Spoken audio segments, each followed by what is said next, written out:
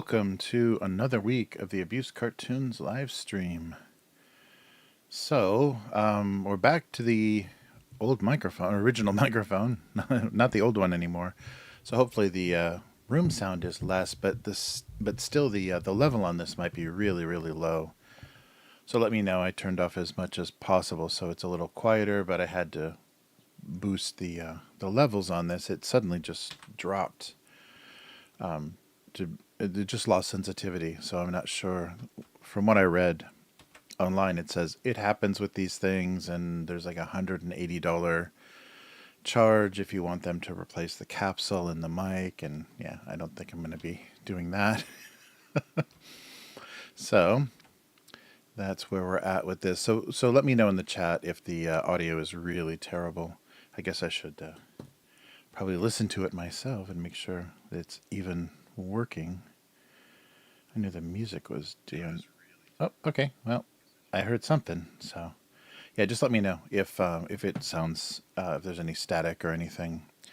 I'm hoping that it was just my the digital the preamp, the little digital audio interface that went bad. But who knows? This is all stuff I bought in Japan, so it shouldn't have any problem with the current, the currency here or anything.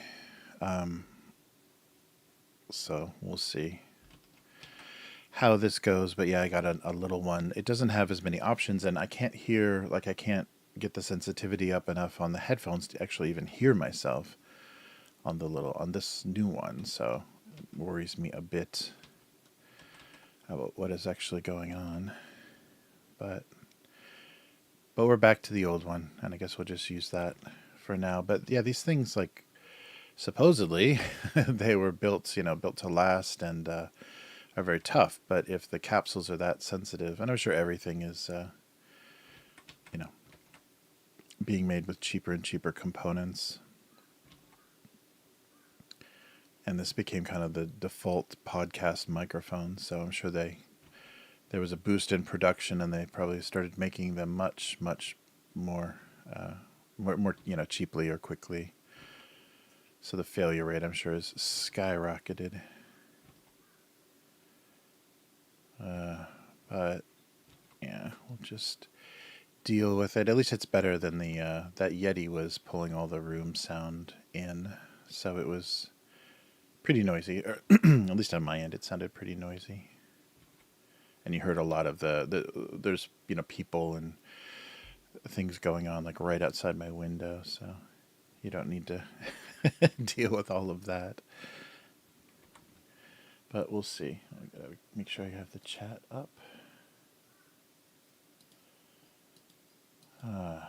But yeah, I hope everyone is doing well. There we go. Hey Matt, how's it going? Early, yes. Yeah, I was had to cancel my university, which was yesterday, and so I had kind of a free day. And I figured, what the heck? Why not get this going early? Plus, my daughter's back at school, so her schedule is early again. So we're up early with her. It was nice while it lasted, the little bit of sleeping in we could do for, like 2 weeks in August? Jeez. Summer vacation ain't what it used to be. This is not as wide as it needs to be.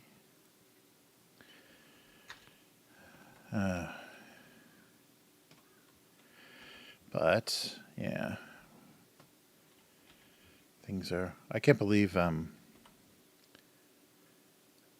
that Southern California got both a hurricane and an earthquake, all in like the same weekend, same time. That sounded no fun. My daughter was up in Ventura County, so she was closer to the center of it. So nice Japanese-style summer they're having in California. All right. But yeah, things seem to be going okay. We're having a weird rain. This is we're getting into the typhoon season here, so it could be a lot of weird random weather, and then hopefully the heat will stop. We've got about another month of random random occurrences, and then it'll start to lighten up in the beginning of October. Oof. Everything's looking pretty crazy.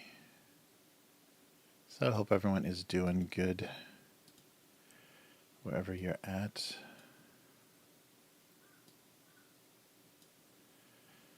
Maybe I'm trying to fix this drawing. There we go. A little less crazy. Ooh, Matt said thunder and lightning. Oh, but didn't feel the quake. Oh, that's good. Yeah, I can't believe though how the and this is just like headlines off of the internet, but they knew it was downgraded to a tropical storm, so it's not even technically a hurricane anymore. But the news is like risk of floods could wipe out entire populations. They love ecological disaster now. That's the new hotness for news, because it's just proof. It's proof that we're running out of time. It's really really transparent, all the fear mongering.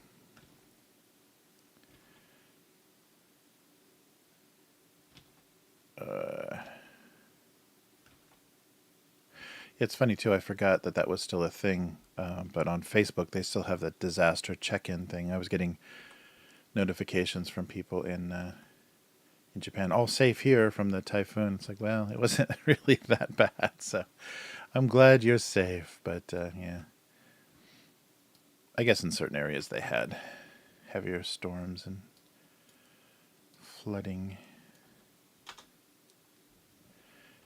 But yeah, this is just a little disaster-prone archipelago that we're on, so it happens. All right. Yeah, I was watching, somebody posted really depressing phone video of people trying to drive away from the fires in Hawaii, and then the police just routing them right back into the smoke and through the fires, and like the final piece of the video is them just in the ocean, trying to not breathe smoke and waiting for the flames to die down. It's just insane how incompetently that's handled. Oh, and the other creepy thing, there's like so much, because we have so much information, like too much information. There's all these like funny things that funny coincidences that make you scratch your head. But the chief of police is the same guy that was in charge of Las Vegas during the hotel shooting, when that guy was just firing it into a crowd from his hotel room. So what a career he's had. He's headed up some of the worst human disasters in recent memory. Good job, buddy. But I guess there is a quite a connection for some reason between like people that live in Las Vegas and then move to Hawaii. There's a lot of people that and maybe politicians and stuff that local politicians that move back and forth, which is weird. That seems like a really weird connection, but something's going on. But that was a funny coincidence. The same guy that was involved in a very weird mass shooting was now involved in not letting people get out of the fire. I'm sure it's just a useless bureaucrat, essentially. Nice. Hey, unknown girl, how you doing? Oh, maybe, yeah.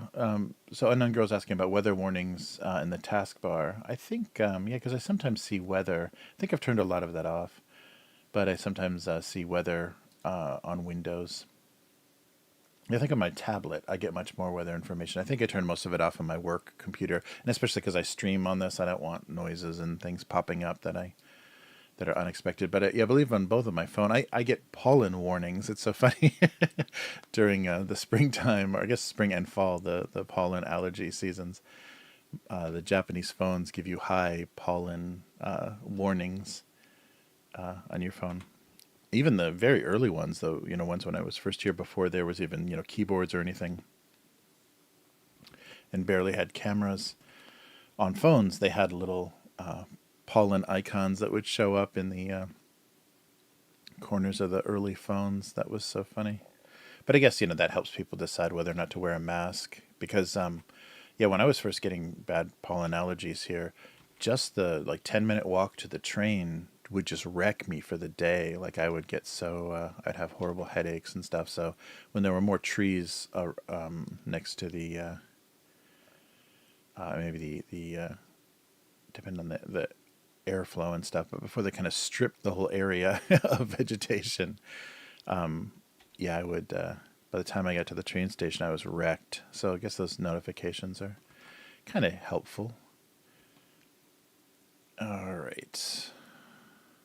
I think I just did, didn't I? I just did some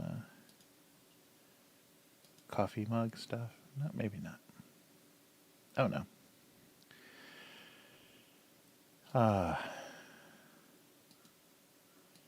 Yeah, so fun summer.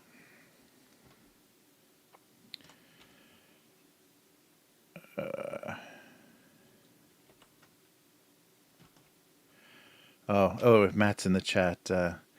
Yeah, I watched the premiere of Ahsoka, the Star Wars series. Man, what the hell is going on with these people? It's almost like I almost thought it was like a joke. It's there's the way that they're writing their shows and the way that the characters are delivering their dialogue is almost so stylized that it's weird. It's so slow. It's almost like I can't think of what you compare, but it's probably like closer to the not the speed, but the content of like character dialogue in Gossip Girl or some Gilmore Girls or something. I'm sure that show was probably written better, but the dialogue in that show is so weird and kind of you can almost predict what the characters are going to say, and it's weird. I don't understand the tone of these shows. Just these people quietly smirking at each other and saying, "Of course, it's something you would say. Yes, I always say things like that. Yes, I know our history." The history between us, made me think that was how you would reply. There's just these horrible conversations that drag on and on. It's like someone wrote them that English isn't their first language, or they had AI assistants or something. And then the actors deliver everything so slowly. Like, what the hell is this? It's really mind numbing. And it just made me laugh because I remember that was the complaint. The only direction that the actors got when they were filming the original Star Wars was George Lucas would just say, "Okay, that was good, but this time faster and more intense." So he just wanted them to speak their crazy sci-fi language faster, their dialogue. And now it's like the opposite. Like Disney Star Wars is just like, well, what? Yeah, just falling asleep. And people are like the costumes and stuff. People are looking kind of silly. I mean, I guess because it is cartoon. It's like Taiwanese cartoon characters. That weird simplified, CG thing. It's characters from that, and so it's just people in costume. But the costumes don't look, very expensive, and they're casting kind of older people. I'm not sure how much. Yeah, I know the people are looking kind of old, and I know that's what ageist or whatever. But yeah, let's get some young blood in there. Although those people are even worse. But and they already had. That's so sad. They already had to on the first episode. One of the actors died. since from between the filming and the premiere. So one of the main actors is gone, and they had to dedicate it to him. But yeah, I think what's her face is old because she did Kids like a million years ago. The title role, yeah, Rosario Dawson is not young. 44. That's why she can't get off the ground when she's Jedi leaping. And Mary Elizabeth Winstead is 38. She she's playing. Who is she playing? Where's the Hera? Yeah, Hera Syndulla. And everyone now, of course, is a commander or a general or a admiral in the rebel forces. But the Mary Elizabeth Winstead, I think she doesn't look great in that makeup, but she is so mysterious because sometimes she's amazing in roles, and other times you don't even notice her. Like the material or whatever is so has such a big effect on her. But if you watch the season of Fargo with Ewan McGregor and her, where Ewan McGregor plays the twin brothers, and she's the girlfriend of one of the brothers. She's amazing in that. Like her presence and like it's so good. Like this, and I think it's just a well written character, and she can deliver good dialogue if she gets it. But when she's got bad material, like in the Thing prequel, or I mean, she's in so many movies that I don't even remember her because she's just invisible. She just disappears with bad dialogue. But in a few roles, she's had such an amazing presence. So it's very confusing. She's a very mysterious actor because I can't ever tell like when she's going to be good, because this is a terrible role for her, and she just looks ridiculous in her weird green cosplay. Just like why? Well, I know why. Ewan McGregor, they want him to come back. He have to get his girlfriend, wife. I don't know, but is she? Are they married? They're together, but oh, are they still together? They began dating. Oh, they woke. Oh no, they had a kid already. Wow. They tied the knot last year in April. Wow. Yeah, she was really good in that season of Fargo. Like, amazing. And because she was up, it was Ewan McGregor who was doing really good character stuff, like playing a loser brother and a regular, like himself, basically, with an American accent. And then David Thewlis was in that. I mean, that was a some there was some talent in that season, and she held her own. But the Thing, she was terrible. I don't remember her. Yeah, and she was terrible in Birds of Prey. Scott Pilgrim, she was like really stand out in. Yeah, and Kate, she was terrible in that Netflix or whoever, whatever that was, the assassin. Yeah, the thriller. It doesn't say. 2021. She was terrible in that. Or just like not, not interesting. It's very funny. Yeah, I don't understand what the difference is because sometimes she's almost invisible. And yeah, and Death Proof, I think she stood out too. The Tarantino,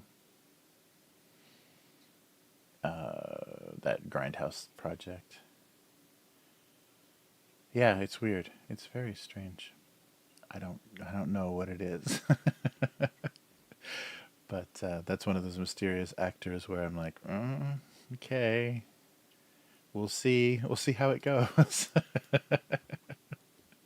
uh, oh no, Matt liked it. Oh no. Yeah, I don't know. It's just I didn't understand. Like I guess I just feel the slowness of everything. It's not building in an interesting way, and they're gonna go off the rails. You can already tell they don't know where things are headed, and it's obviously a cartoon director directing live action, so it's got just weird. The staging and everything, it's weird, but it feels like a streaming series because like we have 8 hours or however many episodes it is. We have 8 hours to fill. Let's talk slowly. And like nobody has, like, except for the guy that died, nobody really has much gravitas in their presence. There isn't, so they don't have, they're not creating any sort of like weird tone or anything. I guess the his apprentice is kind of creepy and weird. So her not saying much or whatever kind of works, or speaking in a affected way. But yeah, I don't know. I don't know. I'm just really expecting more. Oh man, nice.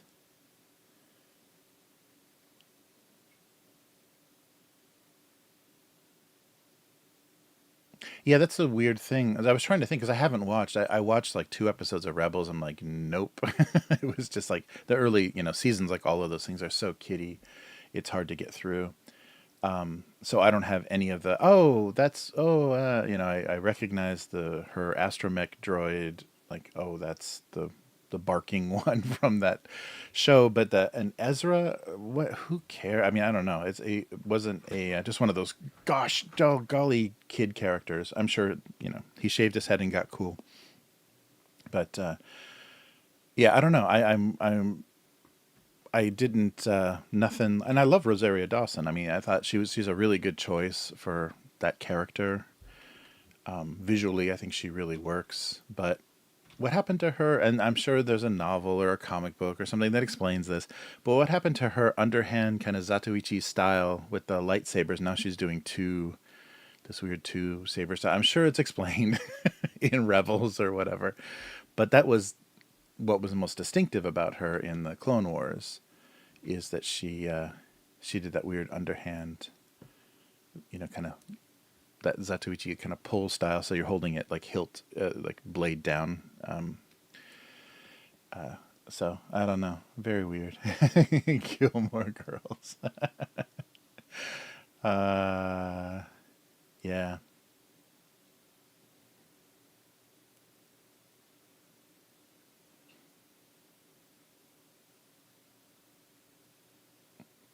Yeah, maybe. Yeah, maybe that's the weird thing that I'm feeling, is like, what should I know about this? Like, should these characters? I guess I should feel more connection to the characters, because it is like the characters that have been established over a couple of seasons. I don't know, like 4 seasons of Rebels or something. They did quite a few.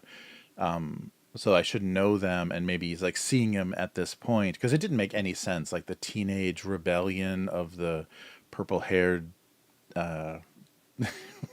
What the what's their name? I gotta go back and find everybody's cast. The graffiti artist Sabine, the Mandalorian, whatever that means anymore.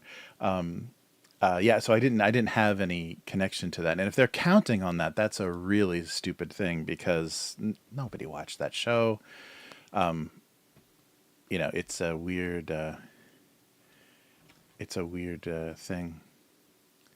And it just, I'm really tired of that, because I tried to go back when before Kenobi, I tried to go back and watch some Clone Wars, and just kind of like there's a lot of stuff I missed, and if they were gonna do, which they didn't do. Why didn't they do that? They did Darth Vader. They didn't do a half Darth Maul spider body or whatever. They didn't do the metal. That was only in the animation. I thought they were going to do that in that series, or maybe people were just suspecting it. But so I didn't watch any of the later Clone Wars. But so I just started at the beginning, and just like you can't even get anywhere with that show. It's yeah, I don't know. I mean, it's just I remember the drought. I remember the lean times, the dark days where there was literally no Star Wars content, like early '90s, and so desperate for anything. So any stupid book or anything, comic book or anything that came out, was interesting. But none of that was handled, particularly well. But it was just, fun that it was anything Star Wars, all the weird like magazines and stuff that they, like the fan clubs and stuff. They tried to keep stuff afloat, and the video games mostly. It was mostly done through games like Nintendo 64 and that generation. But yeah, I don't know. It's weird. I'm definitely out of it. And it's too bad because that was something that I liked the tone of that. So hopefully seeing a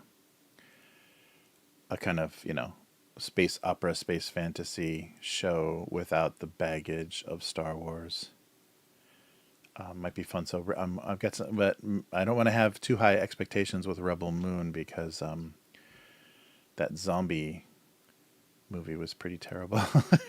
The Zack Snyder Las Vegas zombie movie was. I mean, it was fine except the characters. It's a fun idea, like a heist movie in zombie infested Las Vegas. Okay, it's a fun idea, but the characters were garbage. They were like Dawn of the Dead remake garbage characters, where the daughter that won't listen and the guy that's obviously going to instantly betray you, and all these, and just people that talk to each other so horribly you can barely get through the cringy dialogue. I really hated. I hate that tone and like that. Like, if you're just going to kill a bunch of people off, you have to make them like total assholes before they get killed. So you're like, good. Finally, that guy stopped talking. I think that's a weird thing that happened in the 90s. 90s horror.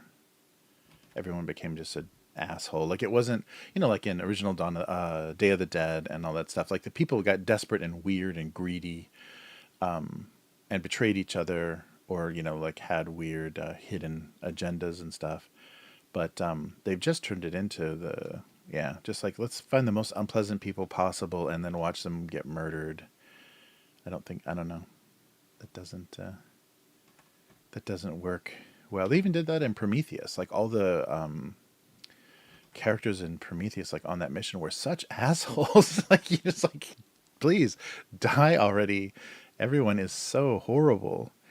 Yeah, it's very weird. And I think because they cut a lot of stuff out, so you didn't get to see what was going on. But you can write, bad people that have some, reality to them. I think that Elmore Leonard, the Raylan books that I've been listening to, he's really good at that, taking horrible people and making them human. Making them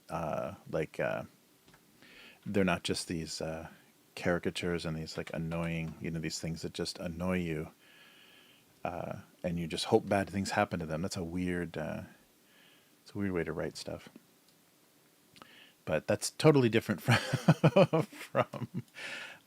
what they're doing Disney Star Wars.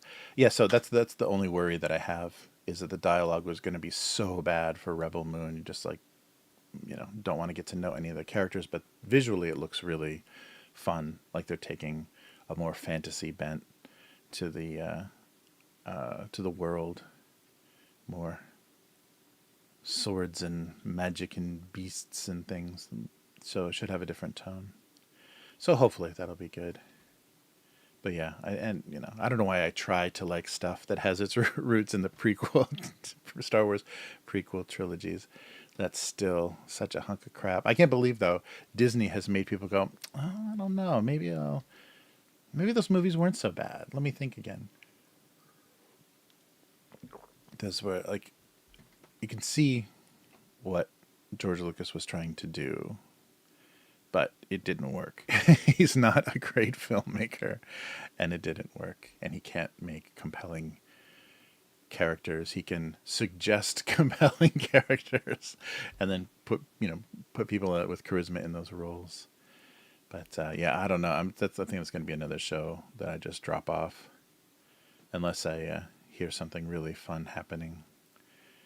It's just, I don't care if they find Ezra. I don't want to see blue Elon.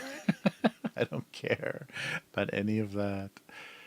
And it wouldn't be hard. I'm not like so difficult. It wouldn't be hard to make me, pay attention. But yeah, I don't know. Yeah, it's funny.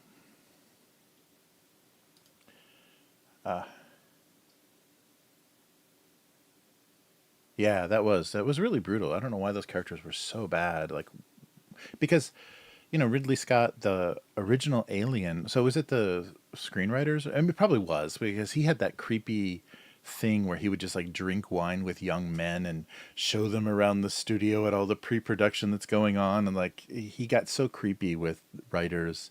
So that idiot that wrote, that wrote on Prometheus, he can't write at all, but the dialogue between the space truckers, basically in the original Alien was so good, and they talk. It was very naturalistic, and they talked over each other, and they're very antagonistic. But you had sympathy for all of them. You knew where all of them were coming from. You weren't hoping for any of them to die. It was horrible that they were in this situation, and now they started just writing things where, oh, he's an asshole, so people will cheer.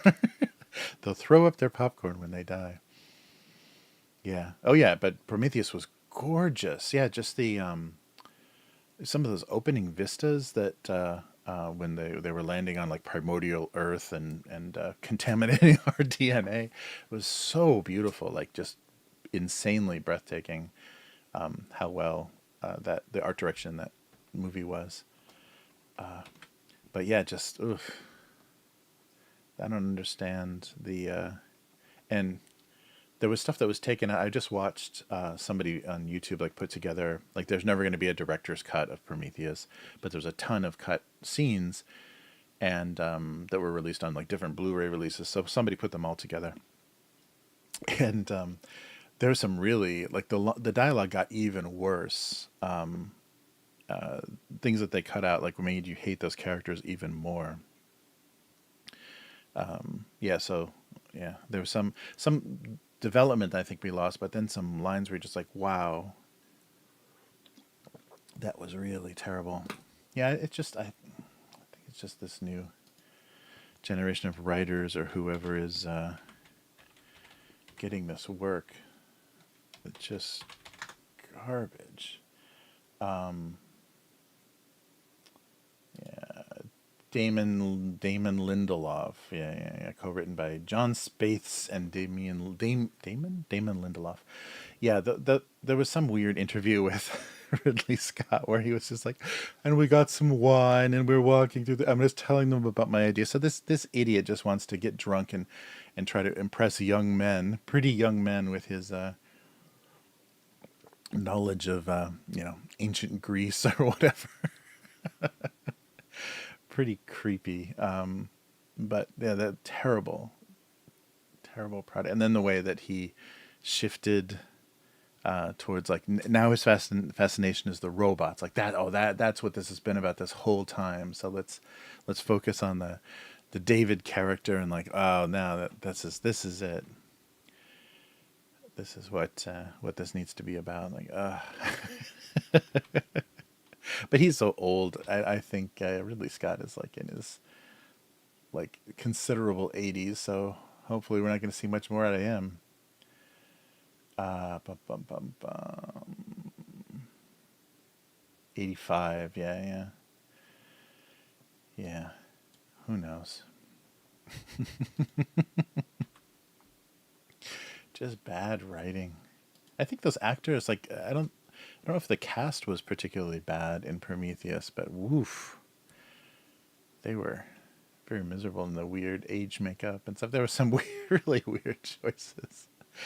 Uh,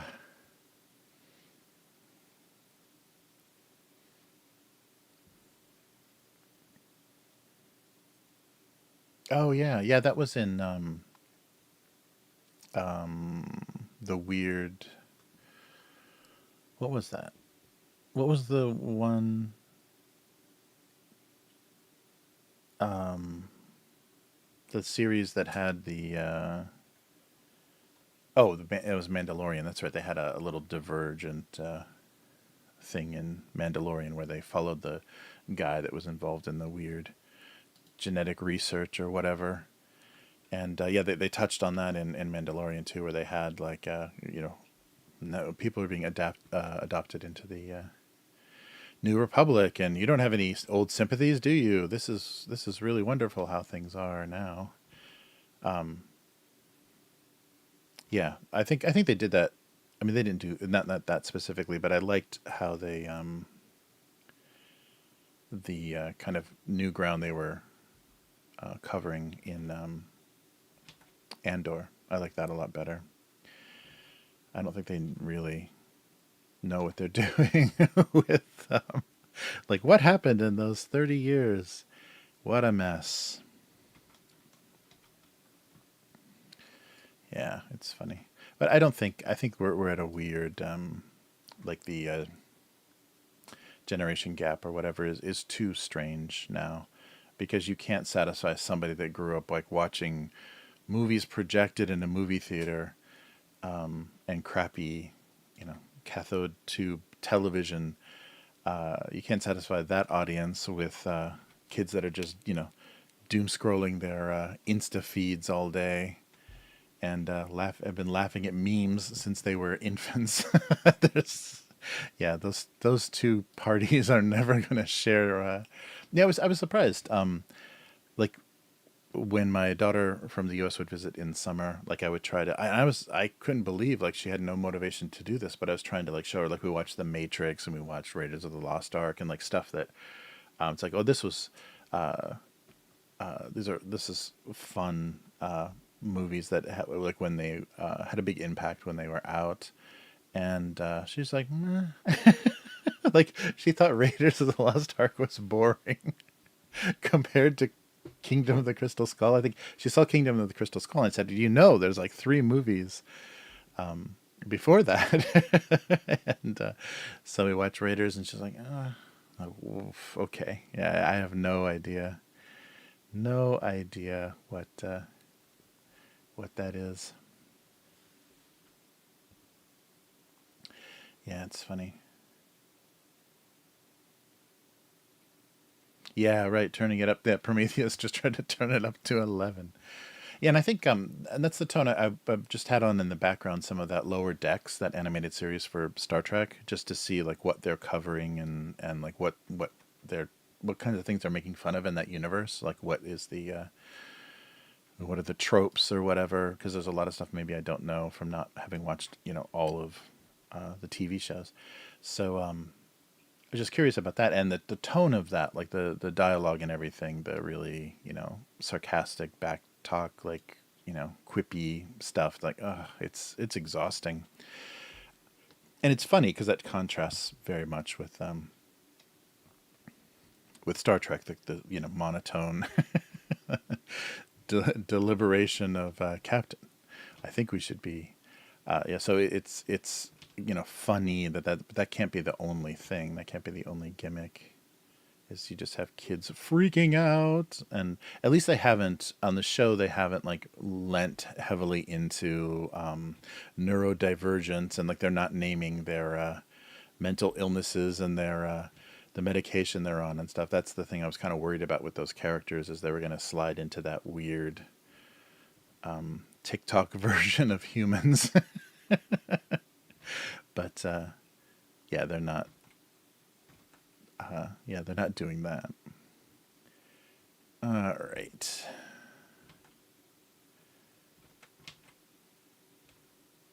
But yeah, the characters are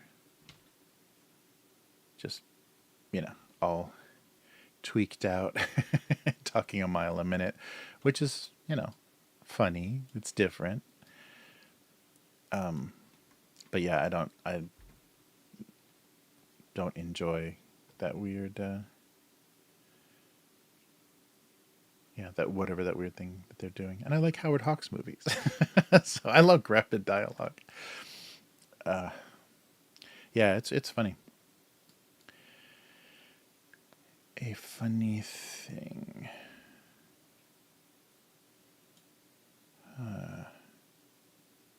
I watched. God, I can't think of anything now. I watched. Because I went through Deadwood so I could watch the Deadwood movie, and then I went back and watched. God damn the cowboy movie. It wasn't anywhere. Like I couldn't find it on any stream. Tombstone. I went back and watched Tombstone because that's got the very everyone's mentioning huckleberries on the internet, and remembered that movie and forgot the tone of it. And it's definitely it's a weird product of its time. 93, yeah. So I forgot how like you know sweetly it had to resolve. So yeah, and I guess after watching Deadwood, it was much less blood and guts, and everything was very clean. It was an amazingly clean old west. Because even the bad guys, it was all the bright shiny teeth and everything. There were very few guys that looked like they lived very hard. But yeah, Tombstone's fun, but it's like crazy. Like they're just inspired by, I guess, like Deadwood too, just inspired by the history, and just kind of made up their own thing. But yeah, I don't know. I just I was surprised by the sweetness in it. I didn't remember that, but I think every movie had to be like that. Yeah, in the past, it just reminded me, yeah, too much of like Mel Gibson movies and stuff, where they're really, emotionally manipulative and stuff for no no good reason. I guess because they're a movie, they have to be. It's a funny thing here that I've heard people comment on is there's some point. So in Japan they have summer movies, and so like there's a Pokemon movie every summer, and Doraemon and some popular characters get a summer movie, and sometimes it's like a crazy thing outside of any sort of storyline, or like the characters are like they do historical fantasy, or they'll do some space adventure or something very unusual for those characters. But at some point they started to get crazy melodramatic and crazy emotional, like they all had to become these weird tearjerkers. And I noticed that with the Pokemon movies when my daughter wanted to see those in the US. There was always these weird death scenes and these people sobbing on the dead bodies or the coffins of their friends and stuff. So they always had to put that like maybe kind of Korean, melodrama. Like everyone's always dying of cancer and things in Korean dramas, and in like TV dramas and stuff. And so they just decided that was, and maybe to keep the parents, give the parents something to do. I don't know, the people that were taking the kids there, give them a little something, and so they decided that they were going to just make them all tear jerkers. So it's very strange. Yeah, that tone is weird, but it's a more recent thing. Probably not recent as in probably like the '90s or whatever. But it used to not be like that. Like the summer movies were just fun little silly stories, and then they got really, really intense. But I guess yeah, already by the '90s, because that was all Pokemon stuff was all '90s. So I don't know. I guess early 2000s. But that's really weird. I don't understand that. Yeah, super super emotional thing, especially for little kids. So you hear like the end of a Pokemon movie, all you hear is just a bunch of little kids sniffling because Pikachu almost died or whatever. Yeah, it's very weird. Yeah, but maybe that creates that kind of emotional scarring creates childhood memories and makes you buy more goods, buy more supporting merchandise. Who knows? Yeah, yeah. I was surprised. I remembered it being kind of grittier, and it's just maybe the I hadn't watched it in a long time.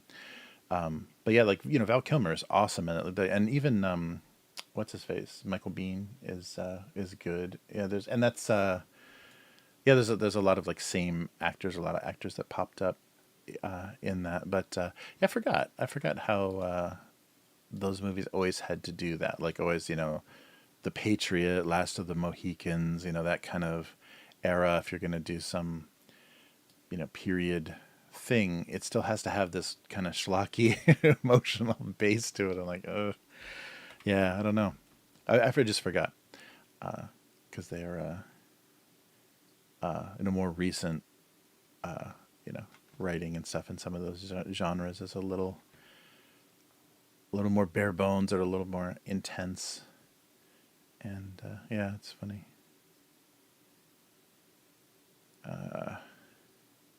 Yeah, I don't want to go down the too far down the whole Western, old Westerns, because yeah, there's so much stuff. All the old spaghetti Westerns and stuff. There's a lot of stuff I haven't seen, so that would be fun. But then I'll be trapped. Oh, and I just watched the finally the Primeval is getting good. The I'm not getting any drawing done. The Justified kind of sequel, not really a Raylan story series. Finally, it's getting intense. It was like really going on and on, setting up something. I was just like, are we there yet? And so the last two episodes seem pretty intense. But I mean, this, I don't know. Like, I guess it's a difference between a weekly episode and a streaming, and it's a book. It's like jamming Raylan into a book he wasn't in,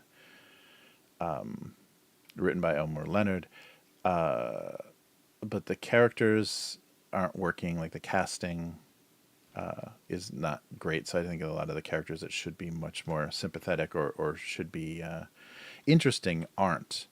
And they've changed and stuff. But it's Raylan from Justified, and he hasn't drawn his gun at all. It's just him walking around and parenting. I think like the only time he did was when he was threatened. Like the guy was like kind of being aggressive with his daughter, and I think that was the only. Other than that, it's like okay. So there's just not a lot of opportunity. They squeezed him in there, but there wasn't a lot of opportunity to make that character like feel like that character. Because even just that little novella that takes place in Italy, he draws a lot in that book. So I'm just surprised in this series that I don't know. And he's older or whatever. Yeah. But yeah, I don't know. But finally, the story's picking up, and you're realizing like how why things have been so frustrating and nobody can get anywhere. Like the corruption of Detroit police is like all coming out now, and he's in the middle of it trying to make sense of it, and he doesn't know who he can trust. And finally, you're starting to feel that, because I wasn't quite sure. None of the characters were like that was coming across very well. And finally, things are getting really messed up and tense. So we'll see.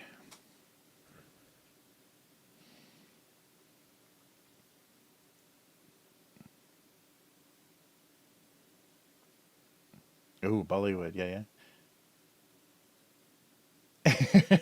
Yeah, right. Bollywood is crazy. Like, I mean, that audience has to be, and probably because it's like really diverse. So those movies are like everything, like, and especially even like modern ones, they're like comedy, romance, sci-fi, like action and musical. It's amazing the ground that they can cover in some of those, their big kind of tentpole movies and stuff. Yeah, it's a totally, and I guess that's why like there's a lot of Indian stuff on Japanese Netflix. There's some reality shows and just some random things that they think might work here. But for the most part, I think it's hard to, and maybe that a lot of Japanese media is like that too. There's just no international market for it because it's so specific to the market that it's in. But yeah. I was always There was a guy I knew who was an archivist at the Pacific Film Archive, and he was, I think, their Bollywood expert. So one time we were watching some stuff on VHS, and he was talking about the kind of archetypes in these stories. And there's always the couple, the pure couple that are trying to, and there's a seductress that lures the guy away. Like there's these like structures in the movies that are repeated so many times. These, I guess, tropes that people just kind of expect. It's not like disappointing and like, oh, I wish this was an original take. I wish they subverted my expectations. Like they wanted those things to happen. Yeah, so the tradition, and maybe it came from like a theatrical tradition or something. So they had those expectations much more. So it was very interesting. And you gotta love the dancing. Yeah, that was the big. I think the only taste of that American audiences really ever got was Slumdog Millionaire. Like there was the dance. They had a dance scene at the end of Slumdog, which is such a brutal movie. And then everybody that died came back and was dancing at the end. You know, kind of like a curtain call. So yeah, but I think that was the first big chance for anybody to. I don't know what I'm drawing. To see that style. All right.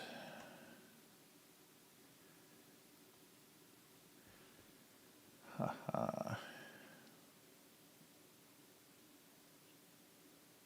Oh yeah, it's yeah. Let me see. I gotta look in the chat. Oh, there we go. Nice.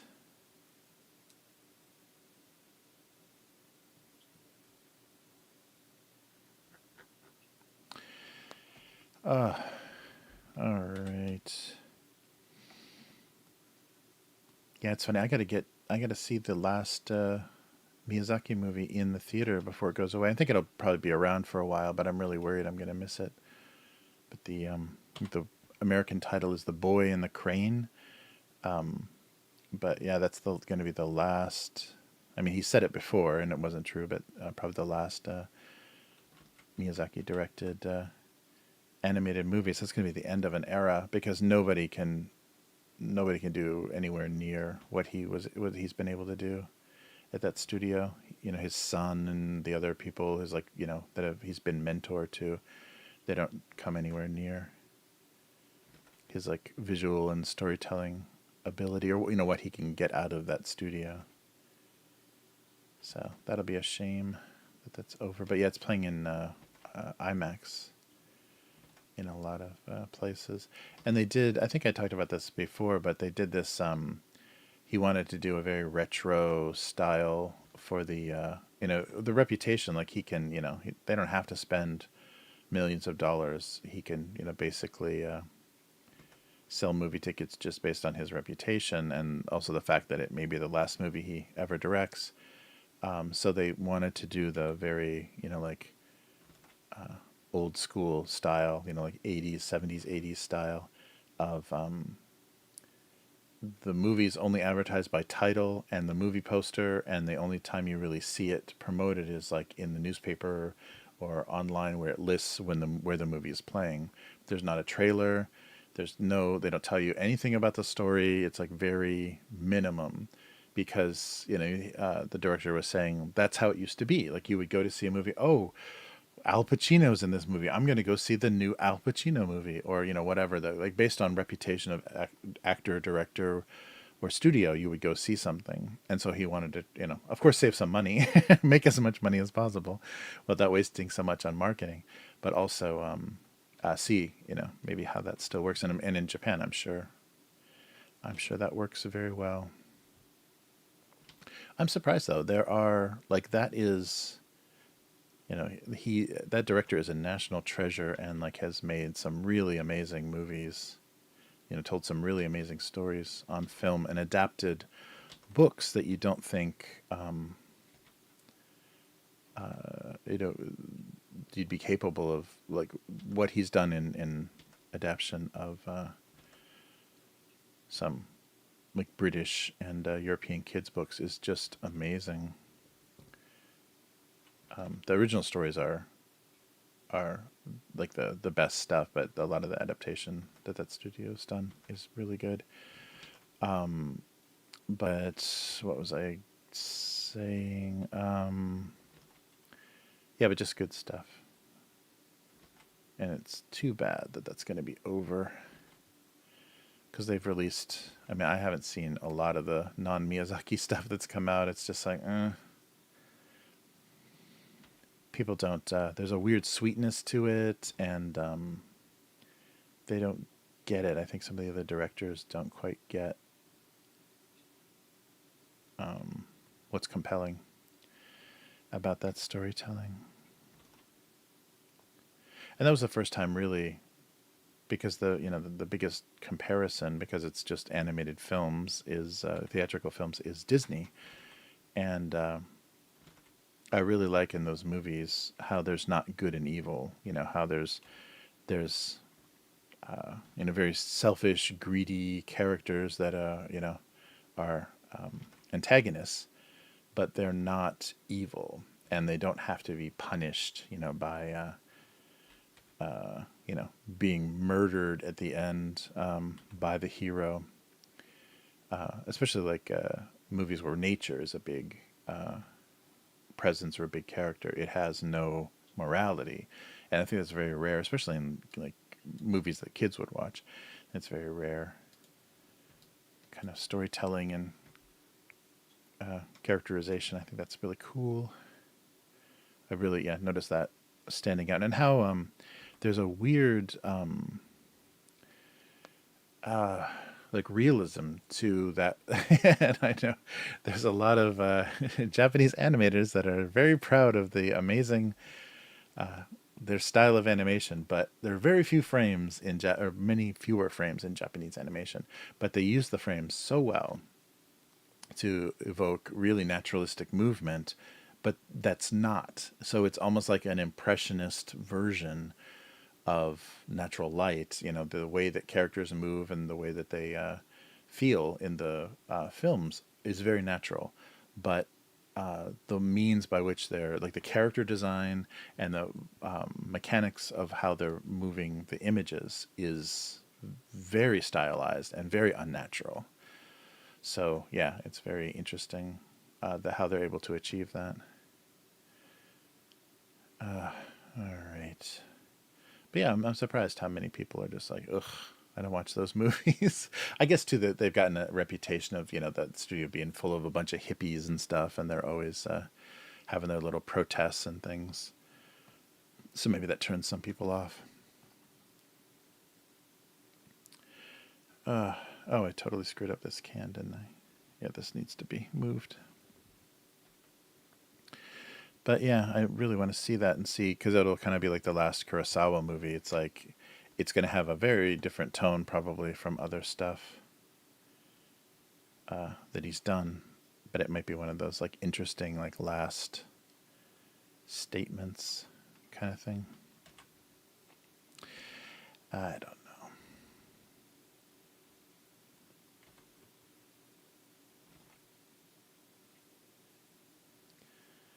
All right, something like that.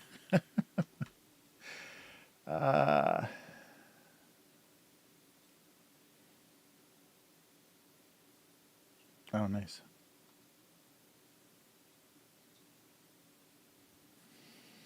Oh no, I think he did. I think he like he has a son, I think, that's working at the studio, and no, he a lot of the directors are working under him, but they just don't get what's so amazing about him. I don't know. There's just like a lack. There's something missing. Like all of his apprentices, like all the people that were inspired by him that worked under him, just don't. They don't get it. Like if you watch the Ghibli adaptation of Earthsea or any of that stuff, it's like it's got the character design and some of the visuals, feel like that studio. That studio has its own look, but yeah, just I don't know. There's something just really interesting and unique about his visual storytelling and like how he crafts like what's told and what's not told in stories. Yeah, I don't know. It's funny. I'm not quite sure if I can put a finger on it, but the it's going to be a while before. Well, maybe never. There will never be somebody that has that kind of impact, especially in the studio system. The Japanese animation system, the way it is now. Who knows? But yeah, he's really good at action and really good at getting across realistic emotion and also doing really mundane stuff that works really well. Just like a kid eating a bowl of ramen, like, in scenes, just like, that's perfect. That's so like amazingly Yeah, I don't know. And his inspirations too for like how he wanted to tell stories and what he did with certain stories or certain characters is really really unique. And yeah, I don't know. There's too many other. There's a bunch of company men that listen too much to producers or whatever nowadays. Yeah, I wonder if that is a problem. Is people with like really strong visions and things are getting kind of crushed in the way in the business of movies and TV and stuff now. That's why we're not seeing mainstream. There's a ton of independent film and very unique voices out there, but they're not making their way into the mainstream because if they do, they are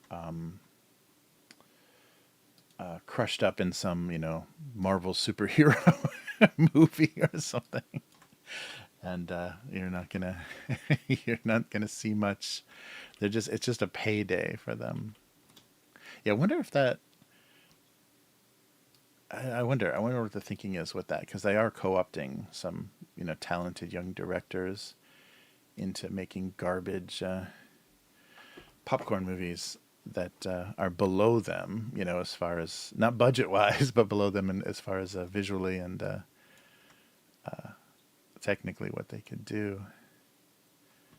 Making them do those movies where like all the visual effects are finished. It's like, okay, just do the parts between the fights because we have all the visual effects already done or in process. Yeah, yeah. There was an interesting. I think a guy that's an editor. I'm not sure for what, but so he has experience with editing, and was talking about the weird way that movies are made now where they overshoot, and you see that in some of the crazy frenetic editing that's done now, where there'll just be a simple conversation or like multiple people sitting at a table, and the length of the cuts is so hyper crazy. Like long there's no long cuts in movies anymore because they shoot I guess because most of it's digital now and they're shooting multi-camera, so it's really easy to get too much coverage of things and then have the editors just craft scenes and story and dialogue because they've got so many takes of things that it lets them it's a little bit it's weird, and I'm not sure. I think it's just maybe because yeah, maybe the economics of it, or they just want to be able to have control to the very last minute, and they figured that editing is that point where they want to have as much as possible. But there's still seems like they're demanding. There's still so much reshoots, so many reshoots and things that are asked for. But I think that might be what's wrong with a lot of these weird Disney projects too. Is they get major rewrites and reshooting. So who knows what the original intention even was? There's so much reporting of them literally going back to the drawing board for these shows. It's like, wait, I thought the show has already been in production for a year. Ooh, I didn't draw on that layer, did I? Okay, no, I didn't. All right.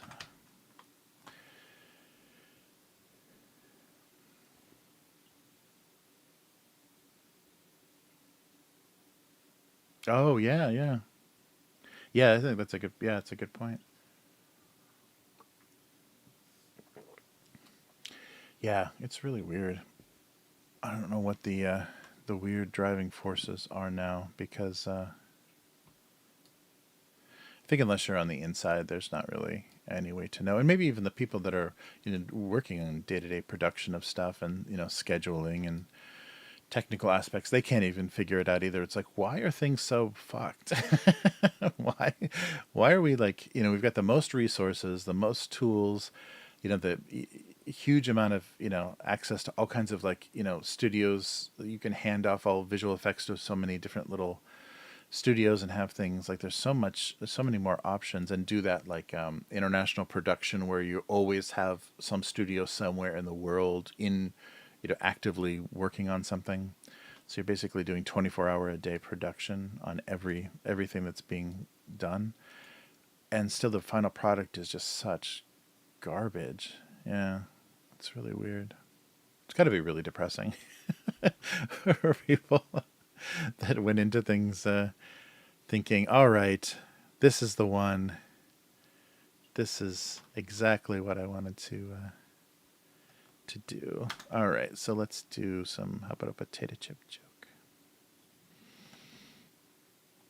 Can I even draw a potato chip? So I guess I don't want to do anything too. So maybe like this.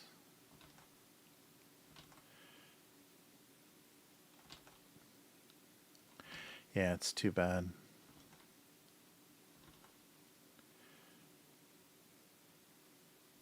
And it's becoming so normal now. I don't think any younger generations are going to even know what you're talking about. It's like, wait, what? It's always been garbage, overproduced. I don't know. I don't know what. And I don't like the whole tone. And I think it's a weird, kind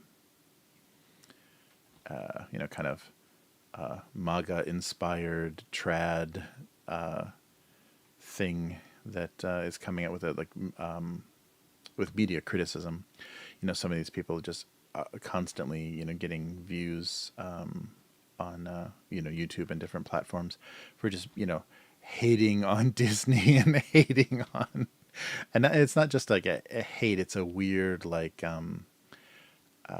bring back the old days kind of stuff, and that's all gone. It ain't coming back. And I think I was talking about that before, that it probably is just people that are like having, it's like older millennials that are just shocked that the world doesn't revolve around them anymore, and their voices or their opinions don't matter. Like they're not the target demographic. I guess they once you get past, once you grow out of the 18 to 35, you're fucked, because nobody cares what kind of movie you want to see or what the good old days were all about. These are like I can't. I'm just drawing Fritos. I can't draw a. I guess it's just like an irregular. I don't want to draw like a Pringles looking thing, but yeah, something like that. An irregular looking chip. But yeah, that tone is kind of creepy.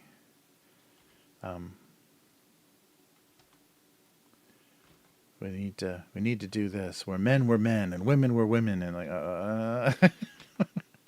no, that's not a thing anymore.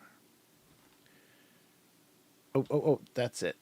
Like that. There we go. That's potato chippy. Season 2 of Invasion. Full sci-fi novel in one. Oh, wow.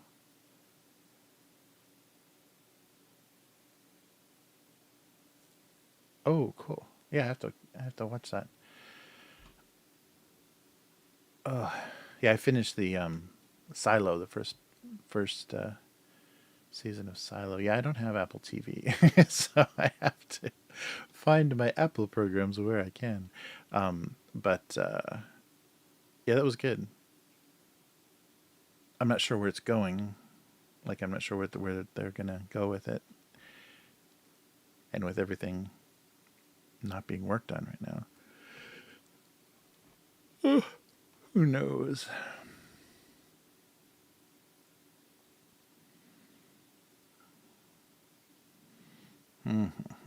Okay, yeah, I think these three be something here. Let's stick them on the other file.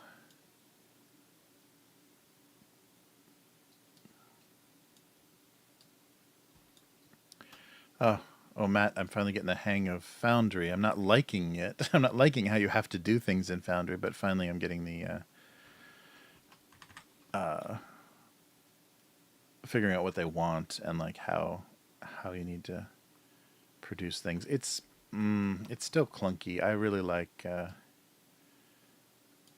I really liked Astral, and I didn't mind like Owlbear Rodeo, but that's always going to be at a level, a lesser level, because they don't want to have character sheets and things in Owlbear, so it's always going to be kind of a less useful platform. And now that you have to pay for it, so that's not very inspiring. But yeah, I just don't. I don't know. I don't like the WordPress style way that you have to do things. But I'm finally like figuring out that process. It just, yeah, and listening to people do. It's better to read and do things and try to figure out things by yourself than watch people watch videos, video tutorials of things, because it makes it sound even worse. Like the way that people they don't understand that they need to be speaking to people that this isn't how you function. Like, oh, and you click on this thing that looks like this, but may or may not even be a button, and kind of maybe is a linked graphic, but could be a character in the, could be just a hyperlink in this weird interface. Like, they aren't explaining things very well. So they'll go like 3 steps into something, and you're like, that none of that makes any sense unless you really spent time with the software. And it's too modular. There's not enough official content. It's just like any other open source thing, I guess. There's too much open. There's too much. Do you want to use Randy's dice roller character sheet or the Steve 1375? He does a really cool thing, and they're all like partial solutions, and they're all inadequate for the job. And it's all some university, computer science kid that like spent an afternoon, threw something together, and like never touches it again. So it has all kinds of functionality problems as they keep, updating the platform. But I'm getting there. I think we'll have a functional. Yeah, they did enough. It's ugly. That's the thing too. Is like the aesthetics. The guys that if a platform is too, I don't know, whatever, too fiddly and technical and open source, that means that, a lot of programmers and scripters are comfortable with it, and those guys don't like beautiful things. So, like when you see a platform like Alchemy and how beautiful a lot of the assets and stuff are there's actually designers and stuff involved in that, and it's not just a bunch of computer programmers saying it's a blue bar with a red button. Like, okay. Yeah, I noticed that mostly with the dice roller. Like, they could make a much nicer dice roller on that platform, and it looks terrible. And like the things that people make for it are just horrible. It just reminds me of all the and it might be that it's because it's open source. People are using open source like graphics programs and stuff for it, so it's really low. It's not going to be the latest greatest thing, so it just looks dated and weird and ugly. The color choices are like shocking. And there's not much, it doesn't have much. There's not much flexibility. All right. Coffee mugs. What are we doing? Yeah, I don't know about the aerosol can. Yeah, they've got. If you roll off the character sheets, they even have the custom dice, and they give you all of the effects and everything in the chat. Yeah, so somebody built kind of a Star Trek 2D20 thing that works okay. I installed a simple die roller thing, but then it doesn't track any of that stuff. So then you have to just interpret, kind of how we were doing before with Vaesen, just tracking the effects, based on whatever was rolled. But yeah, so no, it should work okay. The character sheets seem pretty good. I think we're going to have a lot of luck with that. And same with the starship sheets. I think that's all going to work pretty well. It's just you can't get the if you're not playing on a grid and thunder and moving squares. I thought that was like the beginning of a tremor. and not using squares, then there's so much functionality you're not really using. And we kind of ran into that with Basin, like the pre-gen stuff I had at the hotel, like had, you know, lighting and walls and squares and stuff set up, but you're not doing any of that. You're not like, standing 10 feet away from a from an opponent, and yeah, it's all unnecessary. So yeah, I think it should work. And there's somebody did a kind of a resource, I forget what they called it, but some kind of encyclopedia where they included a bunch of default icons and stuff. So we should be able to make things look interesting and recognizable. And I'm working on just having a bunch of generic tokens, and then we can go through. And if you want to find character art, because I think there's a lot of interesting stuff that they produce for like Star Trek Online and stuff that might give us some stuff that might work well for tokens. So I'll go through and see. A lot of people have like harvested that that game, the art assets from that to make stuff. What are we doing here? But I'm surprised at the lack of content for the game overall. I think the system works well, but I don't think a lot of people agree. They're probably and probably because whatever the first Star Trek RPG you played, that's the system. Oh, that's how you play it. That's my favorite system. So to introduce something as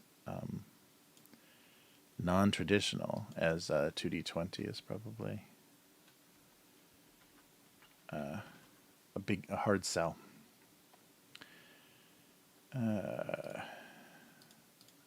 Here.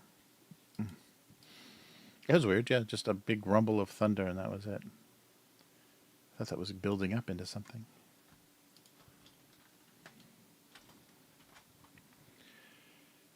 Yeah, it was kind of weird and raining last night, so yeah, we got some weird weather moving on through. Oh, nice. Oh, that sounds great. Yeah, or Godzilla, yeah, right. I always forget about that option.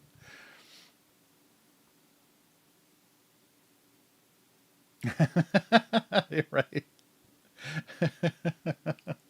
I won't be able to call it. I'll have to call it silos. Oh, spoilers. Yeah, I'll call it silos. Yeah, yeah.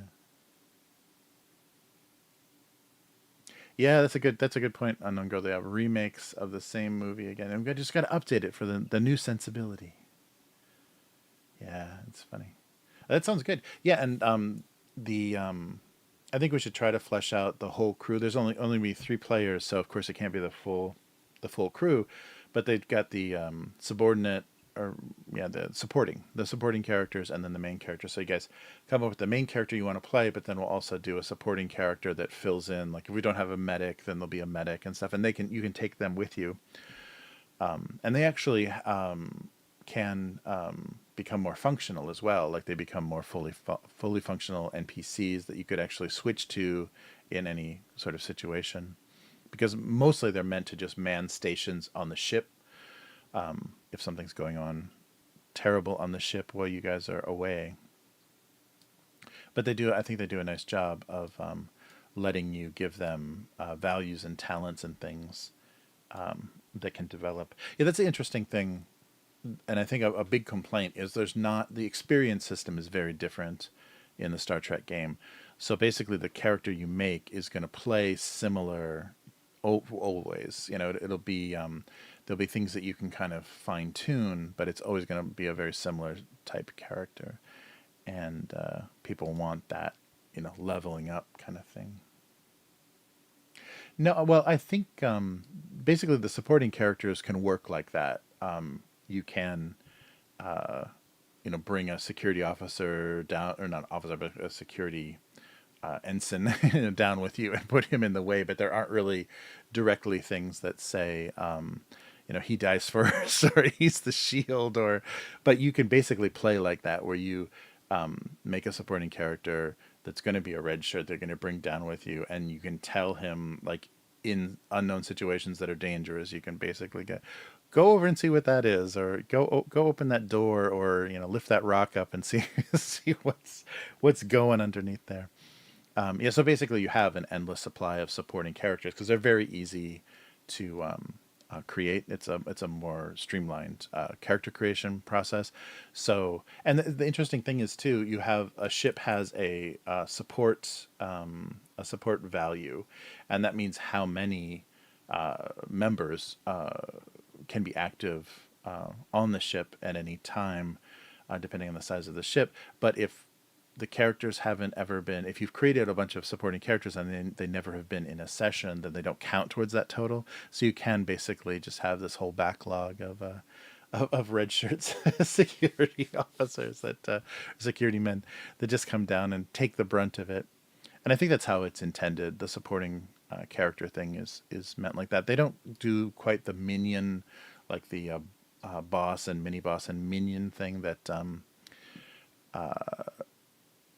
John Carter did, but it's similar. It's similar where there are smaller. There's basically supporting enemy characters as well, so you can you can tell who's more capable. Or there will be more and less capable, and they'll act as a group. So they're similar to minions, but they're not quite as because it's less pulpy. They're not you mow them down the same way that you would in John Carter. But the economy, the momentum economy, is very similar. So I'm curious if you'll like that. Yeah, that's right. Yeah, I didn't see anything. I'll have to double check, and maybe somebody wrote that. Hey, dude, how's it going? Nice. Some family time. Very good. But yeah, something. What's going on? 2 coffee cups need something, not a paint can. Oh yeah, maybe let's do a how about condensed milk? I'll draw this small and then scale it up. See if I can actually do that.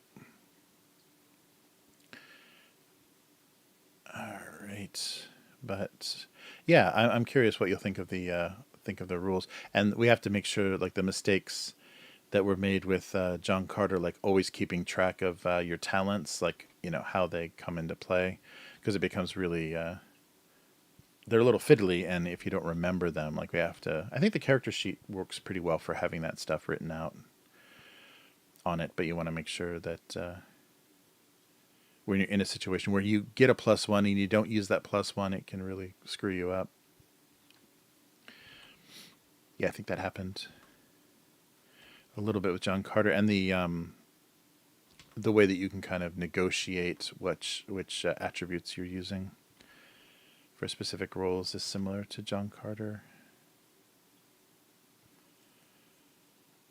All right.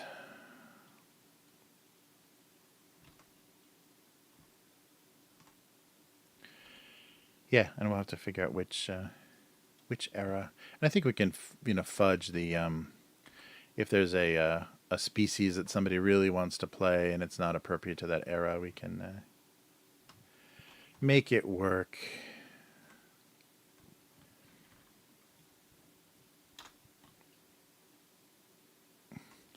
There we go. Condensed milk.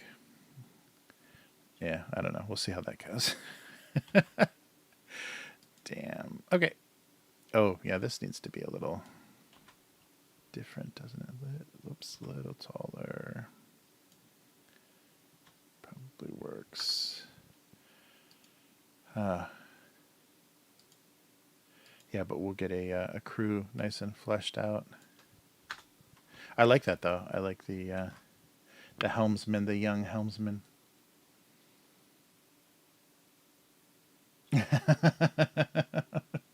That's right. Yeah, dude was watching all of our shenanigans, our dipping our feet in lava and all that good stuff.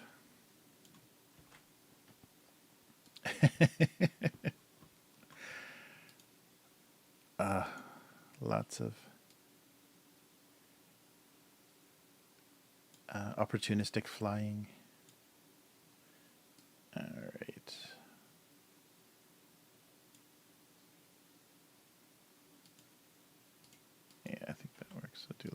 red.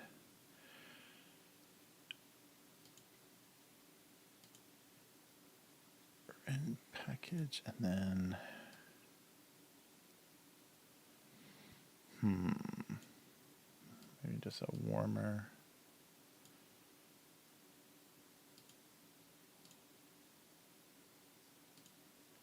Yeah, and then that kind of bluish color. Not too purple. There we go.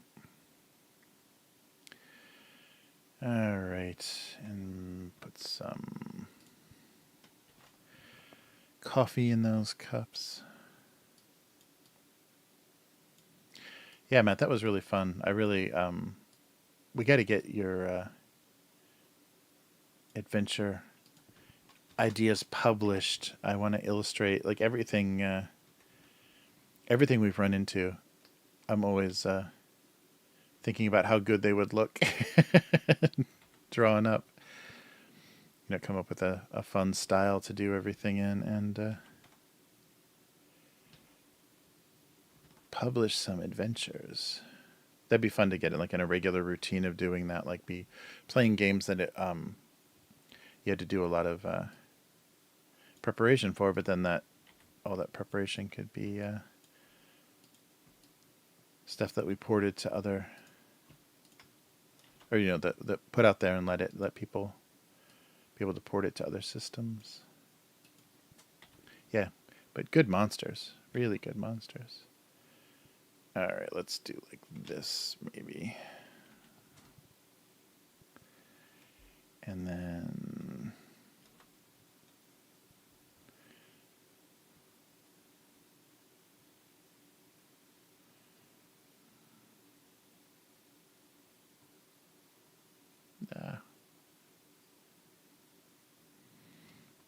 oops, wrong tool. Actually, bright yellow. I think that would make more sense. Not super bright yellow, but yeah, there's not. I think that works well.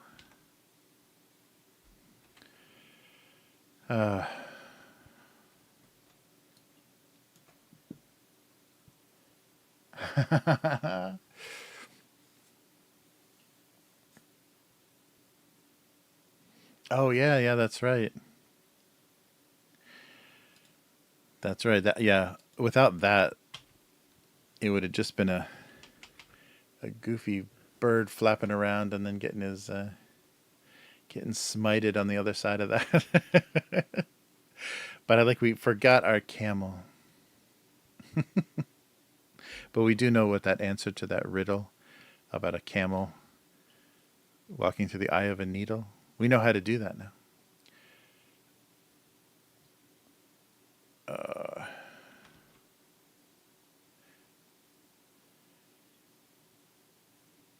Yeah, that was really fun.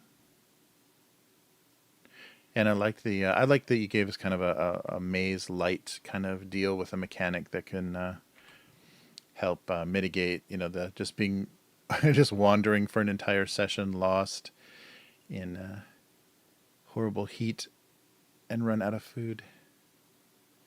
That worked really well.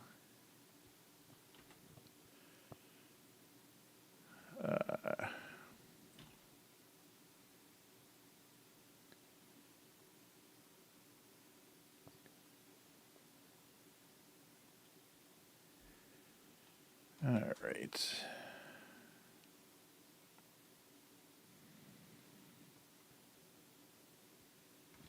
No, I won't do that. All right, the non-talkative time where I'm just trying to make this make sense. There we go. Yeah, I think that works. Oops.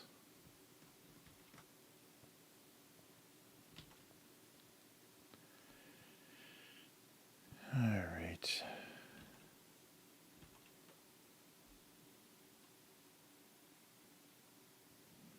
Sure. And then let's do the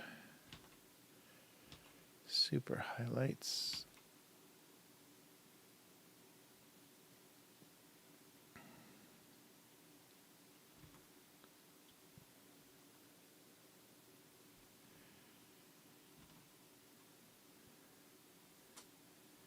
There we go.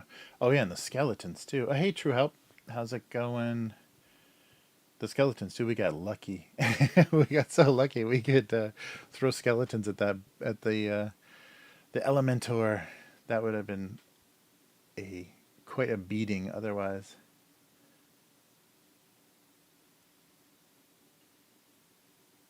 Oh, Matt, that's a great idea. Yeah, yeah. Bestiary with stats for different game systems, and then talking about how they can work. Yeah, I think that's a really good idea. I'd love to do that.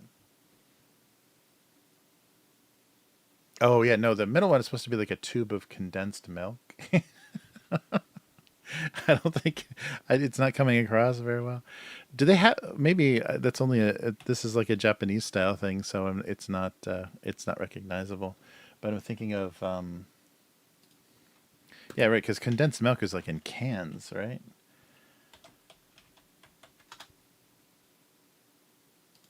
I'm thinking of yeah, we have oh yeah, right. Oh, it's not gonna oh that's so weird. Yeah, condensed milk is in cans in the US. I totally forgot. It's in tubes here. Yeah. Oh, jeez. It's a very well. Maybe I'll have to make it. I'll have to. Maybe I'll put some Japanese on it then. But this is what I'm. This is what I drew. So in Japan, we don't have cans of condensed milk. We have a tube that looks like this. That's what I was drawing basically. And so you just like use it for putting on strawberries or in Vietnamese coffee or something. So this is what I was trying to do. And yeah, it doesn't exist outside of Japan. So I need to put some Japanese on it, or else no one is going to know what I'm doing. Oh, it's so funny. Yeah, that's Morinaga too. They put a cow. It looks like Borden or whatever. The cow head. That's funny. Yeah, so that's what I'm doing. Oh no, they have it in France too. The French have condensed milk in a tube. So the French and the Japanese will totally get this cartoon, and everyone else is going to be very confused. What are you talking about? Yeah, so here let's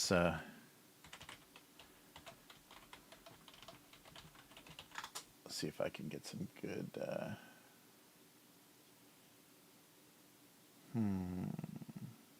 yeah, maybe just katakana will be safer.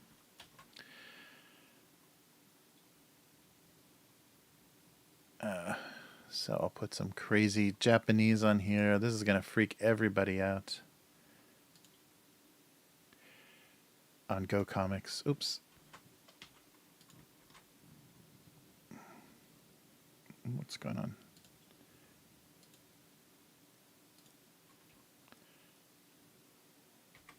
There we go. So find a more suitable font. Like I've got two options. Oh wait, there we go. All right. Yeah, sorry. None of this is coming up. You have no idea. Kind of a chunky. Yeah, something like this. I think this will work. So maybe make it white. Yeah, the storm's coming. Oh, I better watch out then if I gotta. Because they may have, if it is a storm, they may have closed train lines. Not yet. All right. Yeah, we'll leave it white, I guess.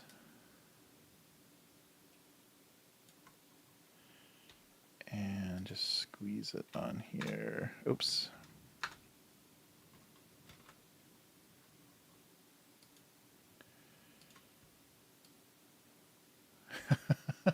Should I do it vertical? I shouldn't do it vertical. That's too exotic looking, too bizarre. Yeah, thanks, Matt, for pointing that out. Totally. I'm in my little bubble here of everybody knows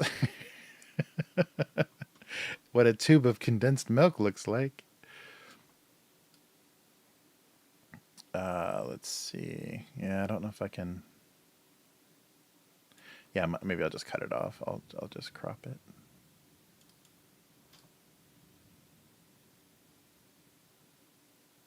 Just get the milk part out there.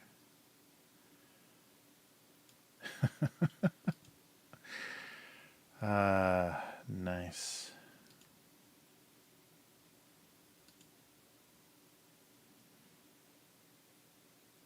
All right, so where's my magic wand?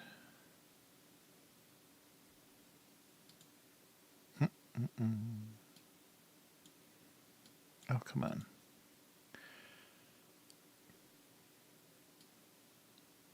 Yeah, I like how they don't like the old school tools anymore. Okay, so I need to go here and make them hard to find. Okay, yeah, we'll just do that, I guess. It's funny.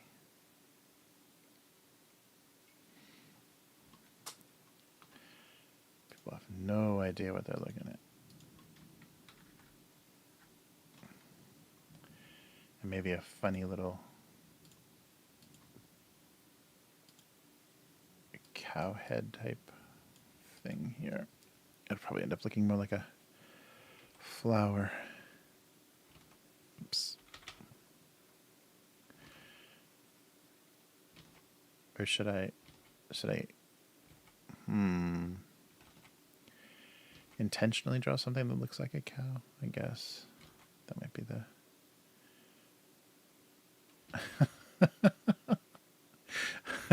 oh God. Or a hippo.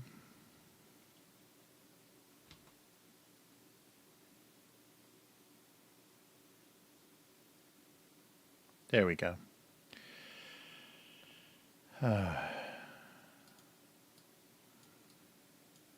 That's right. If it's Japanese, it would definitely have a weird character on it. So, all right. Well, I think this is going to shock and confuse Go Comics.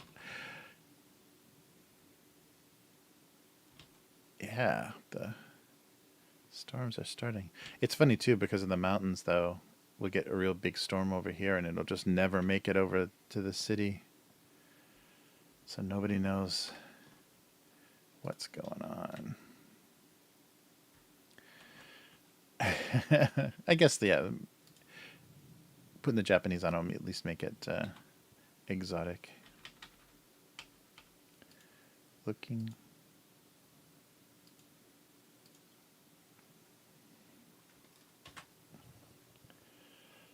Nice.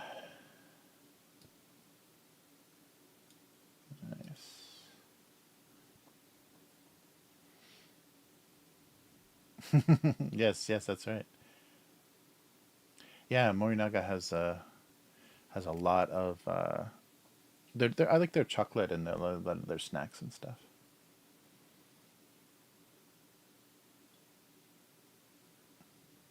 Yeah, cans. Yeah, they have condensed milk is in tubes, and it has a little, like, it's a big wide tube, and but the little spout for it is very small, so it just kind of, like, drizzles out like frosting, like, frosting you would write a name on a cake or something with. It's very fine stuff. Yeah, it's very funny. Yeah, I'm sure because I think it has got a pretty decent shelf life, so you think they could import it pretty easily. Nice. I'm not going to go through the effort of shaping that on the tube either. It's barely going to get noticed. All right.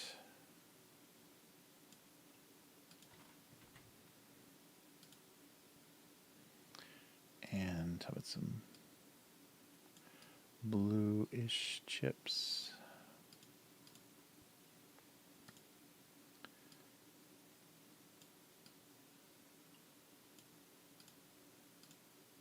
Yeah, I guess you don't use condensed milk for much. So I'm trying to think when I was a kid, like if I ever even, I can't think.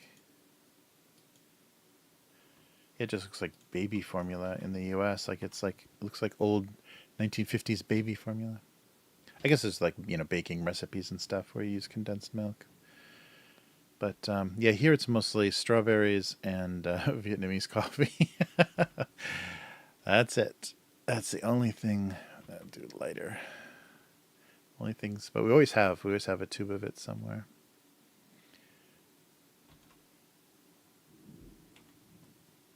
Yeah, but it would work well to sweeten just about anything. Here comes the rain, or bring the thunder, I guess. Let's do a little bit. Oh, what's going on with my pen here? There we go. The wrong side of the pen.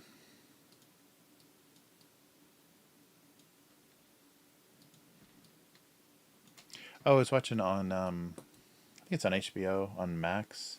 So it's probably on HBO, the cable channel.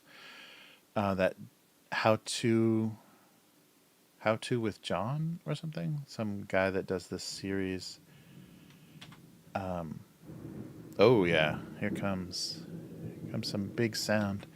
Um, and so what was the one that I watched? Why am I bringing this up? Um,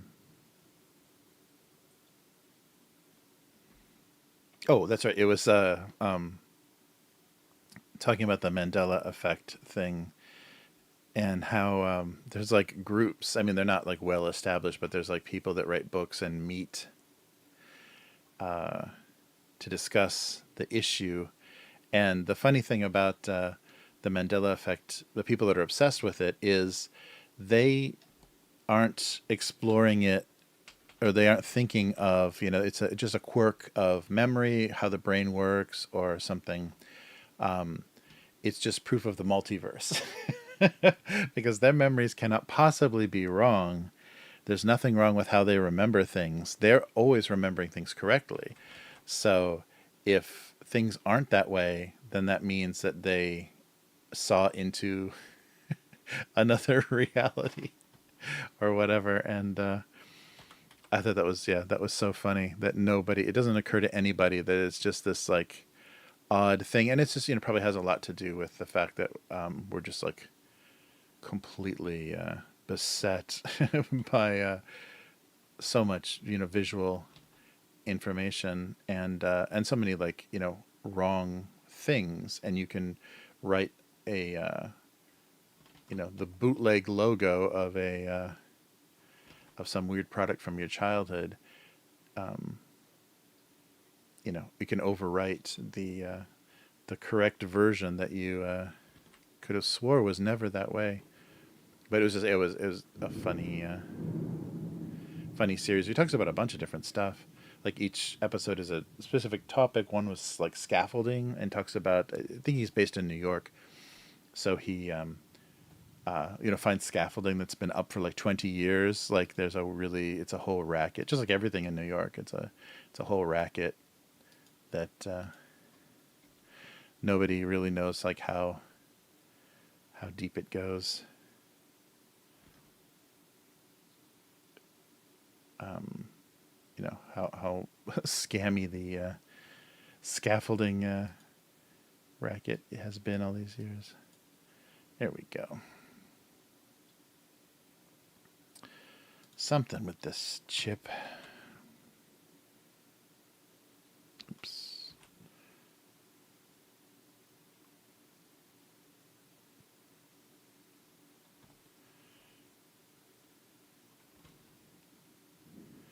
Yeah, it's coming down now. I don't know if you guys can hear that. Oh.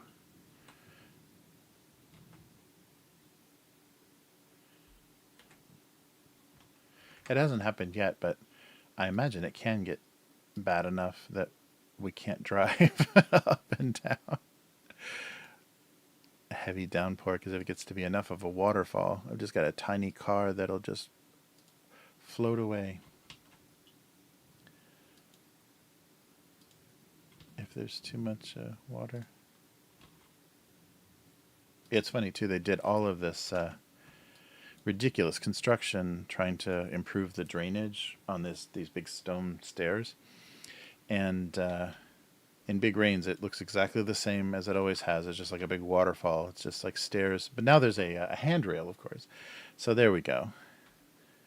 That's the big improvement. The rain isn't channeled away any better than it ever was before, but there is a handrail. You can stand up to your ankles in rushing water, but you gotta get a little hold there, a little hand hold.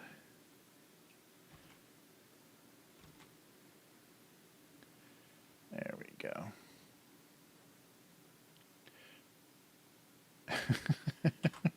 All right, potato chips. The multiverse, yeah, that's a thing that just won't go away. Everyone's like trying to cash in on the multiverse. Yeah, but it's weird the weird kind of new age interpretation of the Mandela effect. Of course, there has to be something sinister and weird going on. Always. Maybe one more line here. Yeah. All right.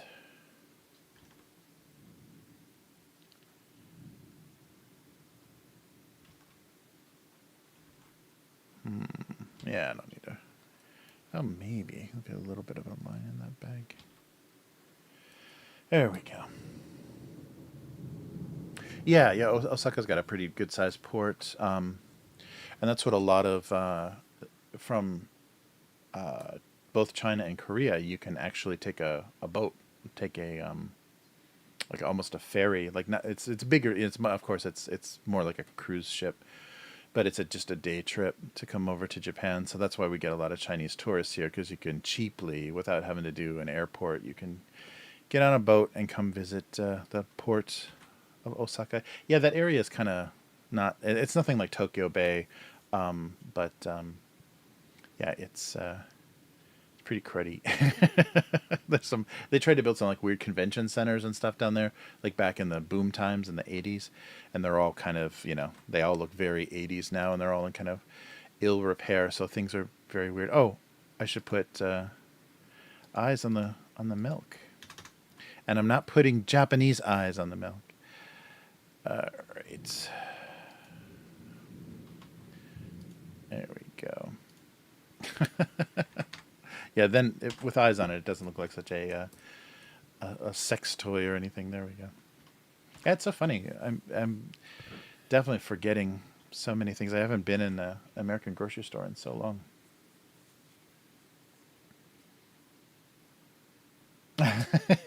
Nice. Cheer up. So, my city would paint a caution sign on the steps and then claim it's fixed. That's great. At least they were warned. Yeah. If you stow away, if you can get into China, then you can definitely get into Japan. And I'll pick you up at the port. Yeah, it's funny. Yeah, it's one of those areas too where the train only goes so far, and then you have to take like a tram, to get nearer to the port area. The same thing is like that in the Odaiba area in Tokyo, where the big Gundam is. All right. Okay, so let's take a look at some comments before the. So if I suddenly go off, that means the power went out, because it's pretty loud here. So we haven't had internet or power disruption yet, but we could at any moment. So let's take a look at some comments before I'm forced off the air. There we go. All right. Let's put this in a little bit. I don't trust this sensitivity on this mic. All right. So the where did we leave off?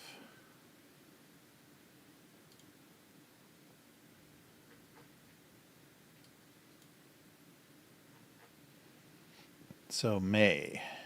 Let's see if that's true. May of 2014.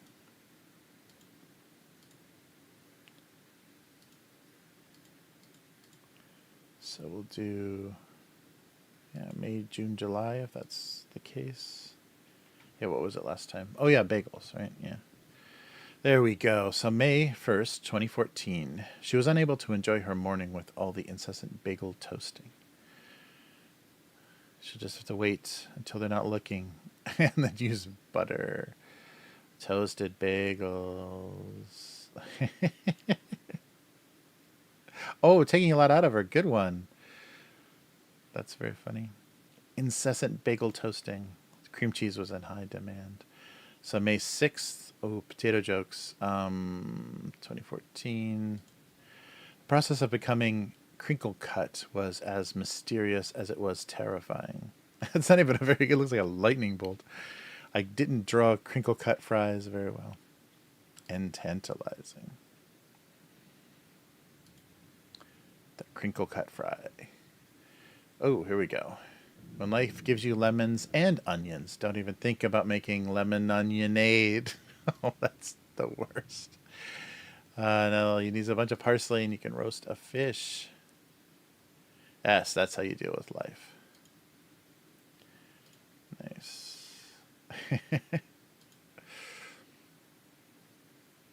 All right. There we go. Lemon onionade. I think it took me a while to figure out the funnier order of those two. May 13th. Decorative throw pillows felt completely unlovable on the floor. Unlovable floor pillows. Yeah, I should have done something about there already being a pillow there. May 15th. Electric light had now become expensive, unrecognizable nonsense. Oh, the LED strips. Oops. I've already been here. Oh yeah, that was weird. I was at a strange time going back and forth. I think I just left Los Angeles when they started to do that. No more incandescent bulbs. Everything has to be some kind of weird LED. So get rid of, or once your incandescent bulbs wear out, you'll never replace them again. Kind of like digital television, or over-the-air analog television that became all a digital signal. That was weird.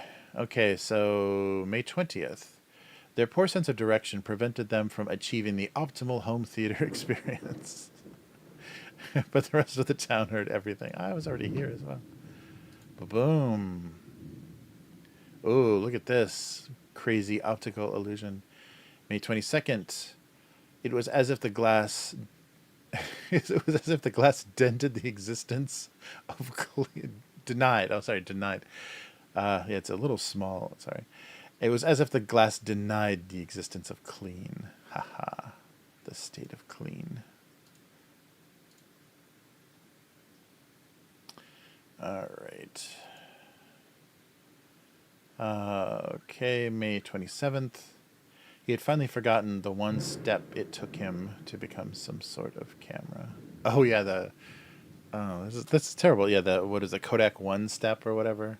Polaroid one step. Whatever, you flip the thing up and then it's a camera, and he doesn't remember. And I don't think this cartoon came out on time because nobody saw it. May 29th. Lunch had become a joyless process of hydration and protein intake.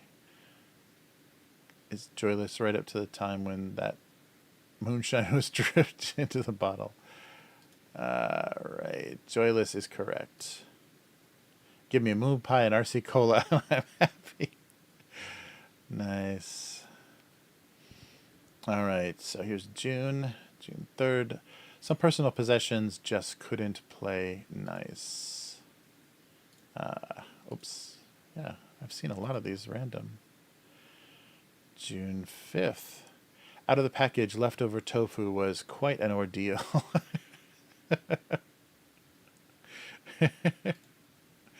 Uh-oh, here's people voting on tofu. Keep it in a dish of water, P. coli knows. Quite unappetizing after a few hours. What an ordeal how to cook it. Depending on the type of tofu.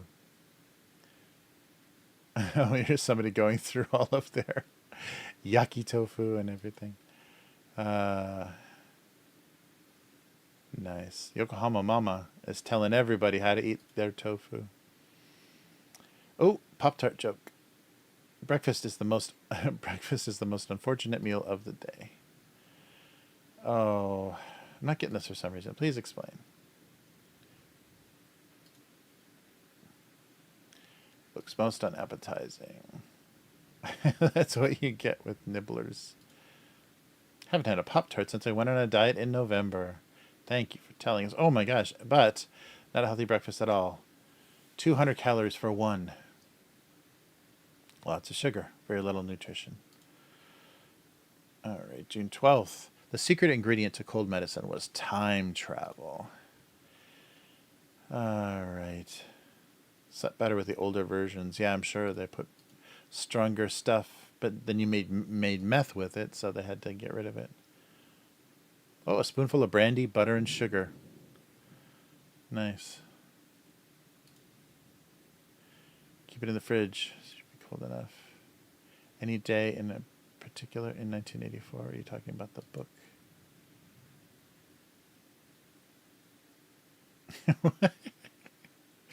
I missed the oh yeah, okay. Yay, NyQuil jokes. Okay, June 17th. A tea bag would not be drawn. The tea bag would not be drawn into the loafness debate. Is a stack of sliced bread still a loaf? Yeah, I've seen a lot of these already. On a random. All right, June 19th. The line between non-traditional media and pranks was surprisingly blurry. You're not kidding.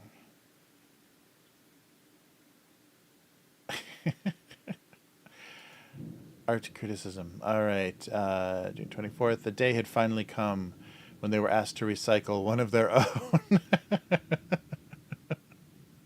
Oh, the blue broken one is gonna need recycled.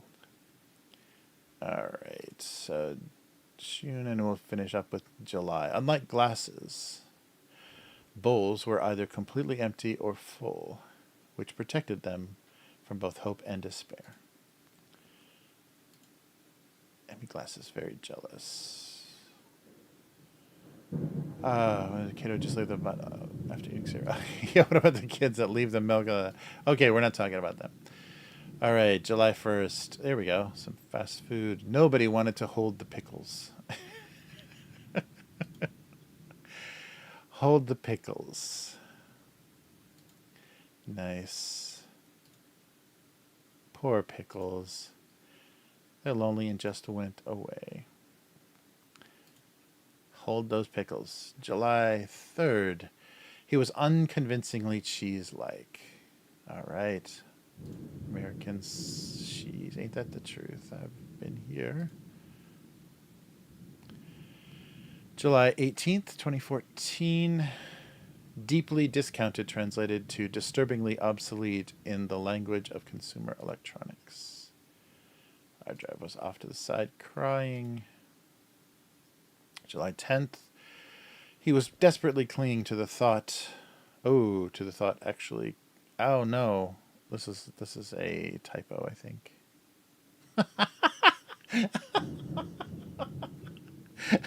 Yeah, there's a typo in this one. So he was desperately clinging to the thought of the thought. Yes, instead of to. Desperately clinging to the thought of actually counting. It being the thought that counts. Oh, that's really bad. Wait, let me see if I've got this one in my archive so I can fix that. So the comment is, so no one reads this either.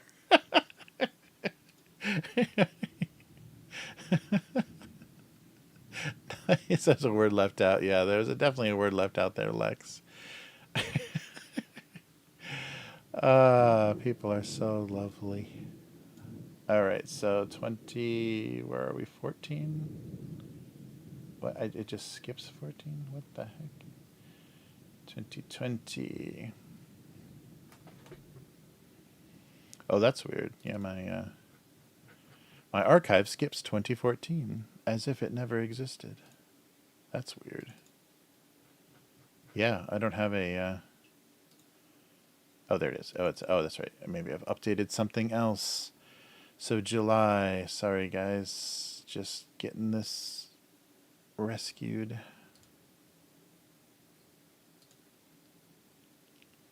See if this is right. Yep. He was desperately clinging to the thought of actually counting. That's not even a very good joke, is it? The thought that counts. Yeah, so a thought that counts joke. I don't know. Well, I'll upload the fixed version. July 15th. Vegetable oil never had much success passing as a beverage. All right. The guy was drunk. 17th. He felt his involvement in measuring weight gain was premature. Oh, yeah, I've seen a bunch of these through just the random stuff. July 22nd, gas station coffee required a tremendous amount of help.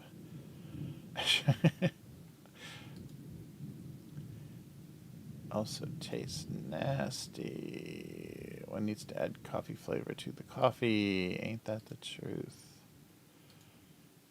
All right, July 24th. Divorce papers were just what the weekend had been missing.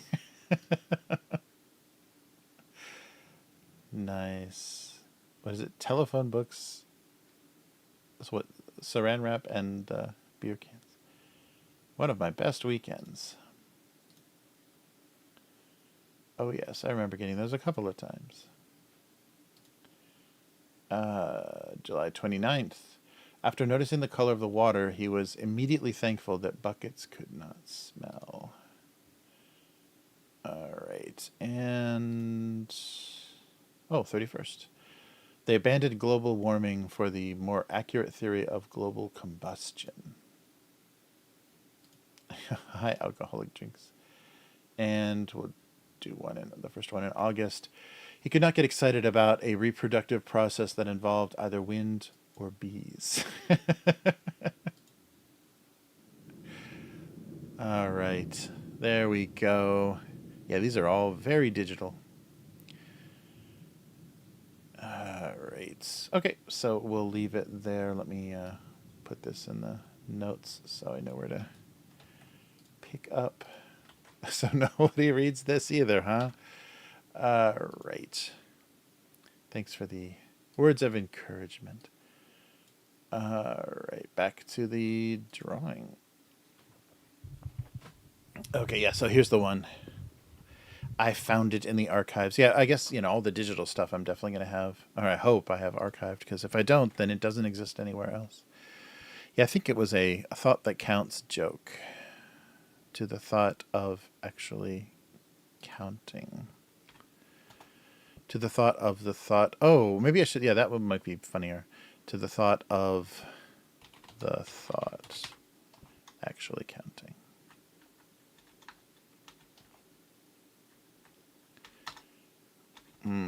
Let's go here. He was desperately clinging to the thought of the thought actually counting. It's weird and repetitive and very different. All right, so we'll save this one off as well. Oh, I know. Just in case I did something, I created a typo that wasn't there before. All right. So the all new, oops. All new, all improved. Oops, sorry. Lots of bad clicking. There we go.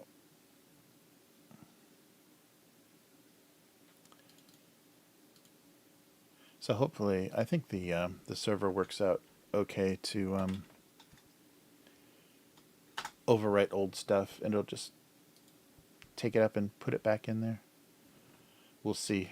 I'm sure I'll get a note from the technical. Oh, hey, Nice.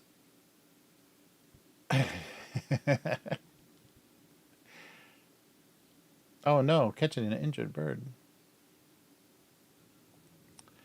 See you later, unknown girl. That's crazy. Dad joke. Yeah, these jokes are getting more dadly, aren't they? Nice. Yeah, that's a good one.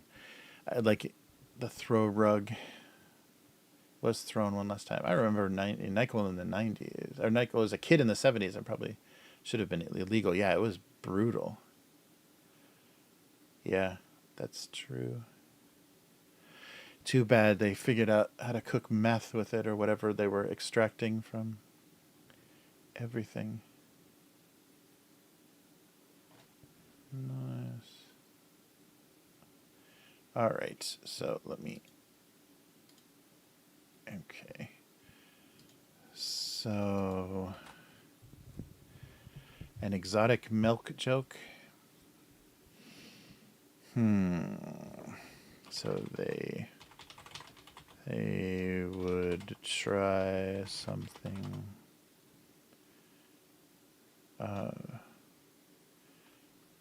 Maybe they thought so. They didn't thought so. This morning,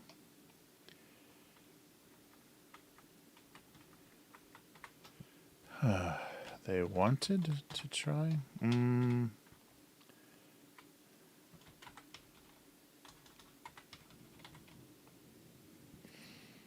Exotic. I don't know if this is.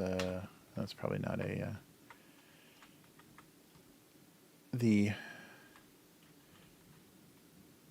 I don't think I should reinforce exoticism by using Japanese condensed milk.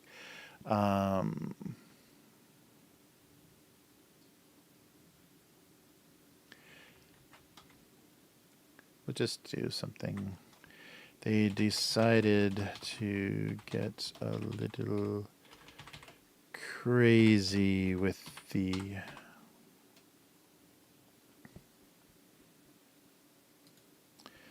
They decided to get a little crazy. Look at how crazy they're getting. Should the condensed milk be smiling? Sure, that'll be nice and creepy. There we go. It's a subtle little grin. All right. This morning they decided to get a little crazy. And what is happening?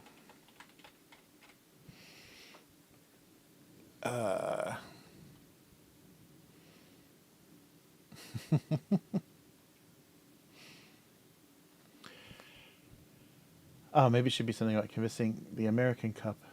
Oh, that it was condensed milk. Oh, yeah, that's probably a good idea, is explaining what's actually in there. I think I'm being way too vague with the...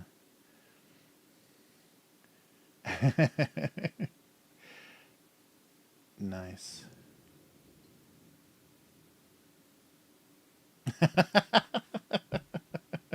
Yeah, sorry, dude. Yeah, in that tube. Wait. Let's go back. So in that tube, yeah. If you weren't here, dude, when I was showing this, yeah, this is what that is. It's Japanese condensed milk. I should put this photograph into the cartoon. But yeah, Japanese Morinaga. Japanese condensed milk is in tubes, so nobody will know what's in the tube.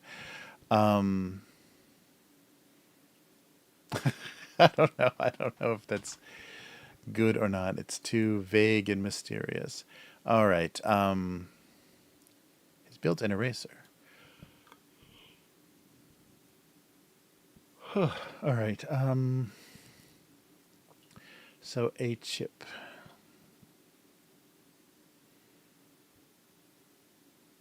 A chip out of the old bag.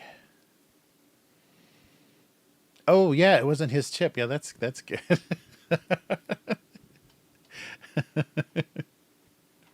Yeah, I think that's a good. That's the best approach.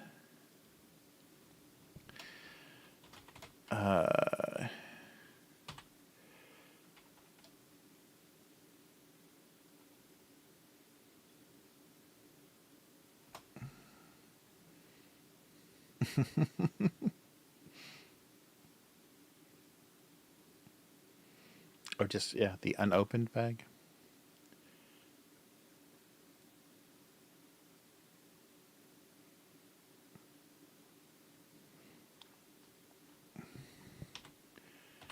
Opened bag swore it wasn't. There had to be a second bag.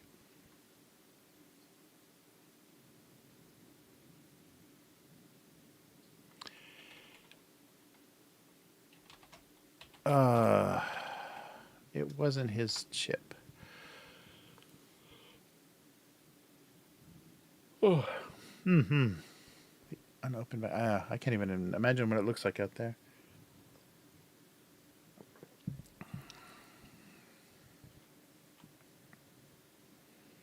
Or, yeah, just already implying there must be a second bag.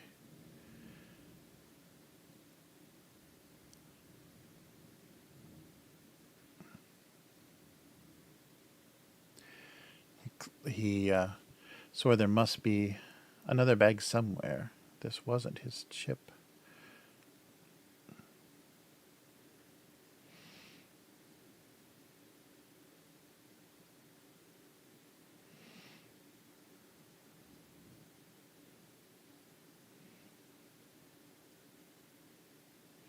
So opened, implying that he is unopened. There must be an open. Mm, a complicated, complicated narrative.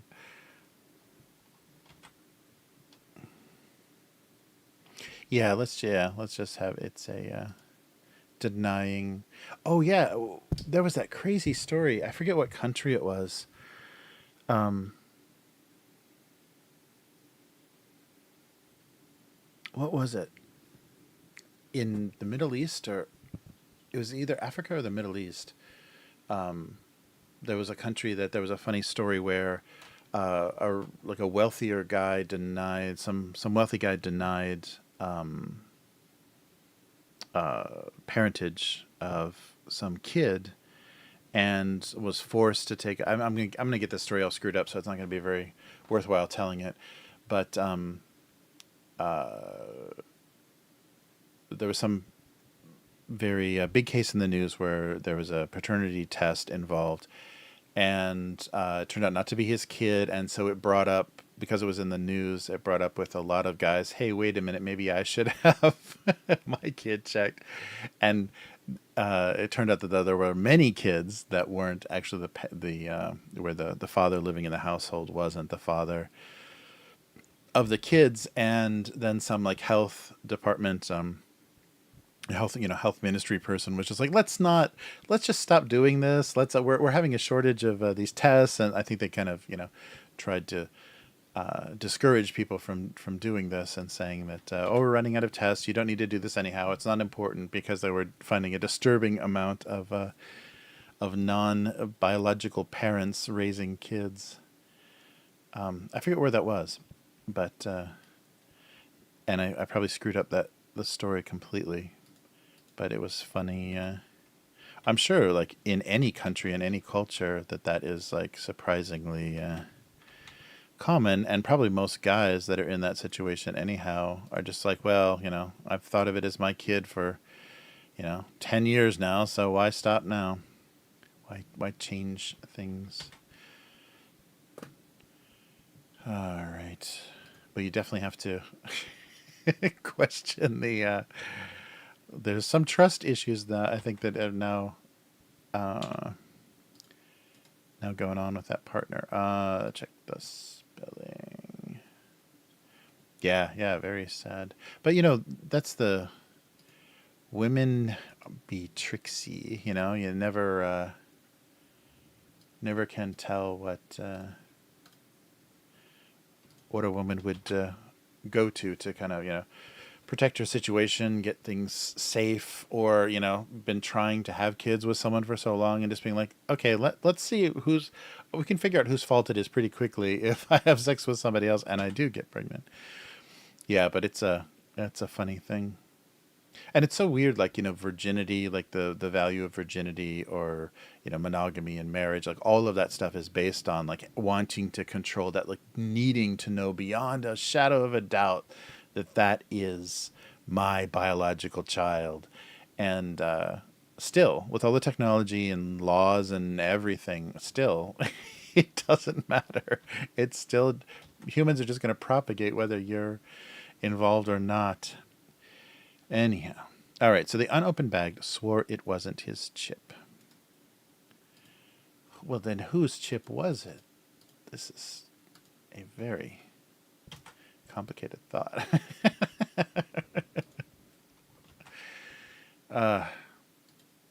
Yeah, but it is funny though how so many things in society have been structured to guarantee we no sex before marriage, right? Right? And no sex after marriage. It's funny. This morning they decided to get a little crazy. Okay, sure. That's vague and xenophobic enough. Fits right in with Japan. All right. Okay, so it wasn't his chip, and yeah, this morning they decided to get a little crazy. There we go. All right, so let me just make some quick JPEGs. So someday we can look back and read the comments on these and be sad. All right. Wow, 2023. All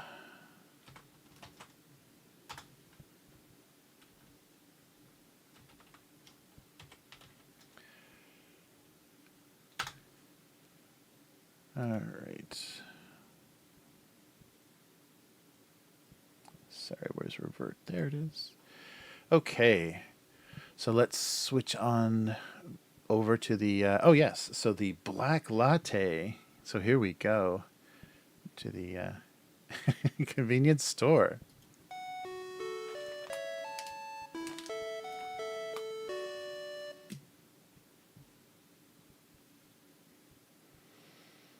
All right.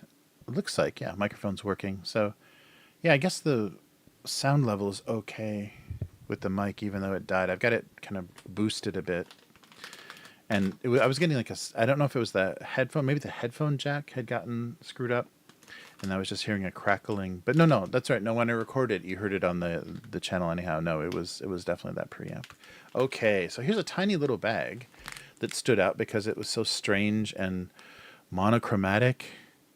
But this is something, yeah, very funny that showed up. So, and it's an exclusive. I guess I'm lucky that our only convenience store nearby is a 7-Eleven, because this is a 7-Eleven exclusive. So it's Fujiya, the company Fujiya that makes that's the little bakeries and everything. Used to have restaurants too. Used to have quite a few restaurants around. Although I think those all went out of business. Like there was a family restaurant where they would serve a lot of their cakes and desserts and stuff.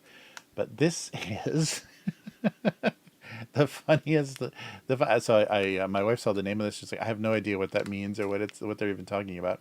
But this is Chiguhagu Shokora. So Chiguhagu Shokora is, who knows what they're trying to say with Chiguhagu, but it is a coffee and dark chocolate flavored. So they're calling it a black latte flavored snack, and it's kind of like a little coated chocolate candy thing. You can maybe barely make out. There's our little illustration of it, and in that illustration, they're saying that the black crunch on the outside, and then milk chocolate on the inside, and then cafe latte cream on the inside, like creamy chocolate. This is all very, very black. And this was pretty cheap, like $1.50, but there's only 7 pieces in here, so it's a very small package. So maybe it's a little bit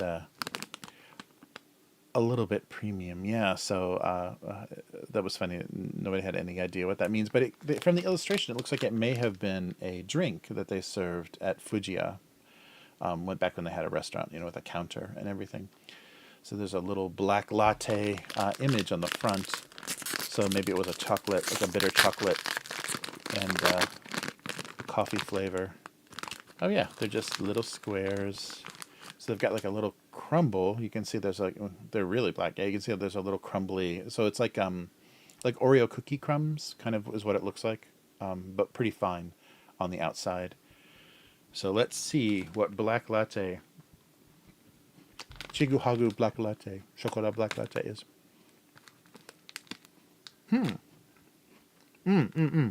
Oh wow, there's a really heavy coffee flavor on the inside. Yeah. So the outside is like Oreo cookie crumbs, and then the inside there's chocolate, and then at the end you get hit with a really, I guess, black latte. So like almost an espresso flavor. It's not a creamy latte flavor. It's an espresso flavor. Wow. So that's pretty good. It's pretty intense. I guess that's why there's only 7 pieces. But here, there's a little cross section. Let's see if I can get the light to hit it right now. So it's pretty, it's just like a piece of dark chocolate with a lot of, like a pretty heavy black coffee flavor. Wow. So many dark flavors together.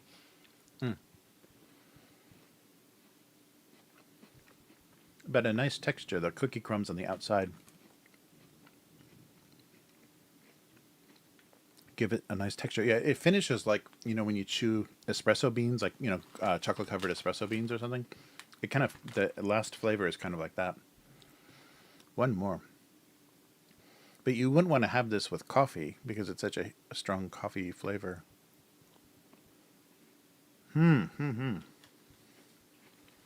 It's really good though. There's very few like really intense chocolate flavors in Japan. A lot of them are very light and mild. This is pretty intense. So this just came out August 10th here, so it's only been out for a few weeks, and it's kind of disappearing. But the packaging is so striking. They have very colorful, shiny snack section with all the kind of cute colors and characters and things. And this one just says Chiguhagu Chocolate Black Latte. Like, I don't know what that is, and I don't know what this is, but really interesting. And I think they've done things like this before, like simulating little cakes and things by doing this same style where it's a piece of chocolate with some crumbs on it to kind of make it like taste like a pie or taste like some kind of cake. Wow, that's pretty intense. And it is. It's very much like chocolate covered coffee beans in the flavor. Wow. So intense, intense black latte from Fujiya. So not bad. Yeah, they didn't put like limited edition or anything on here. So who knows? Maybe it'll stick around if it's popular. And it's kind of disappearing, so maybe people are buying it. But yeah, that definitely is not a kid's flavor. I think a kid would spit that out. It's pretty intense. The cookie on the outside, the crumbs are really fine. So it's a very interesting, the combination. Wow, good stuff.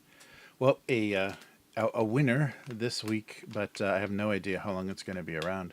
So I might try to grab one more of these before they disappear. So yeah, I'm always struck by the weirdness, and they probably know that this stuff gets noticed when it's, stands out so strangely.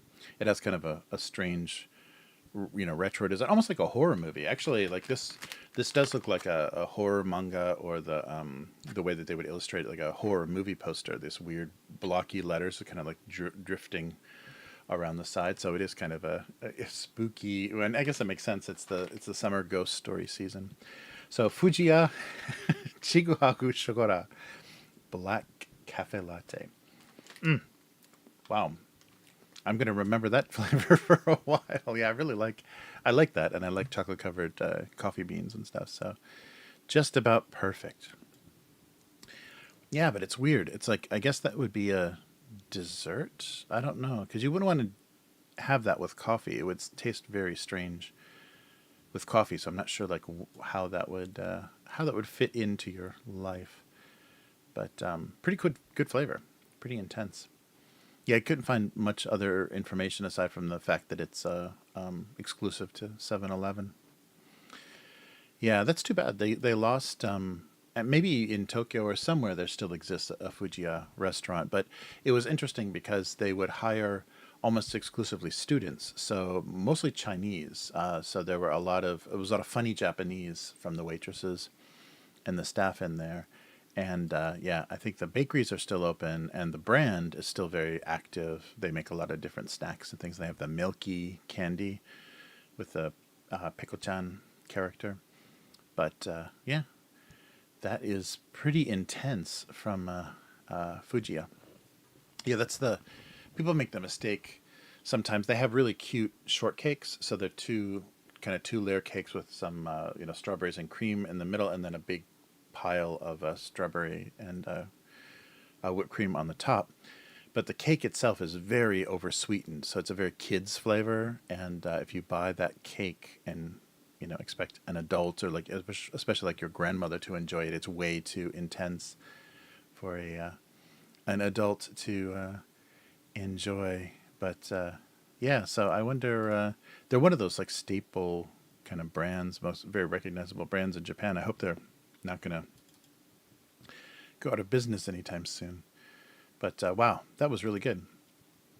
Yeah, it's rare to have a very intense chocolate flavor most of the time. Japan just doesn't do it like that. All right. Well, let me just upload this. Everyone's favorite part, the FTP FTP session. Nice.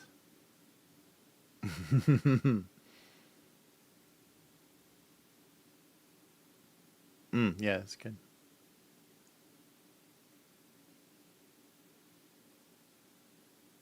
Yeah, I bet you're right, True Help. Yeah, I bet the color scheme and everything it definitely would draw the definitely draw adults to it.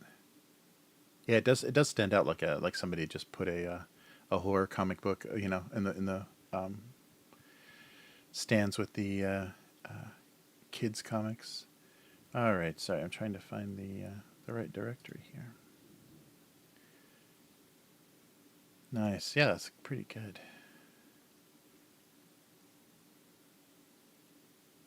All right.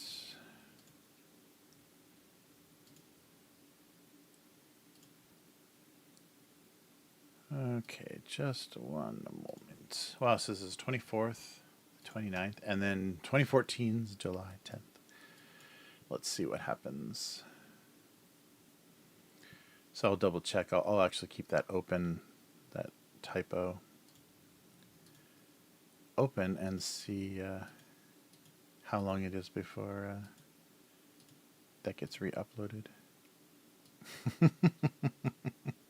Yeah, that's the other thing with oh, those need to be in our Blade Runner game. Yes, nice. Um, we need. Oh yeah, the once things got digital,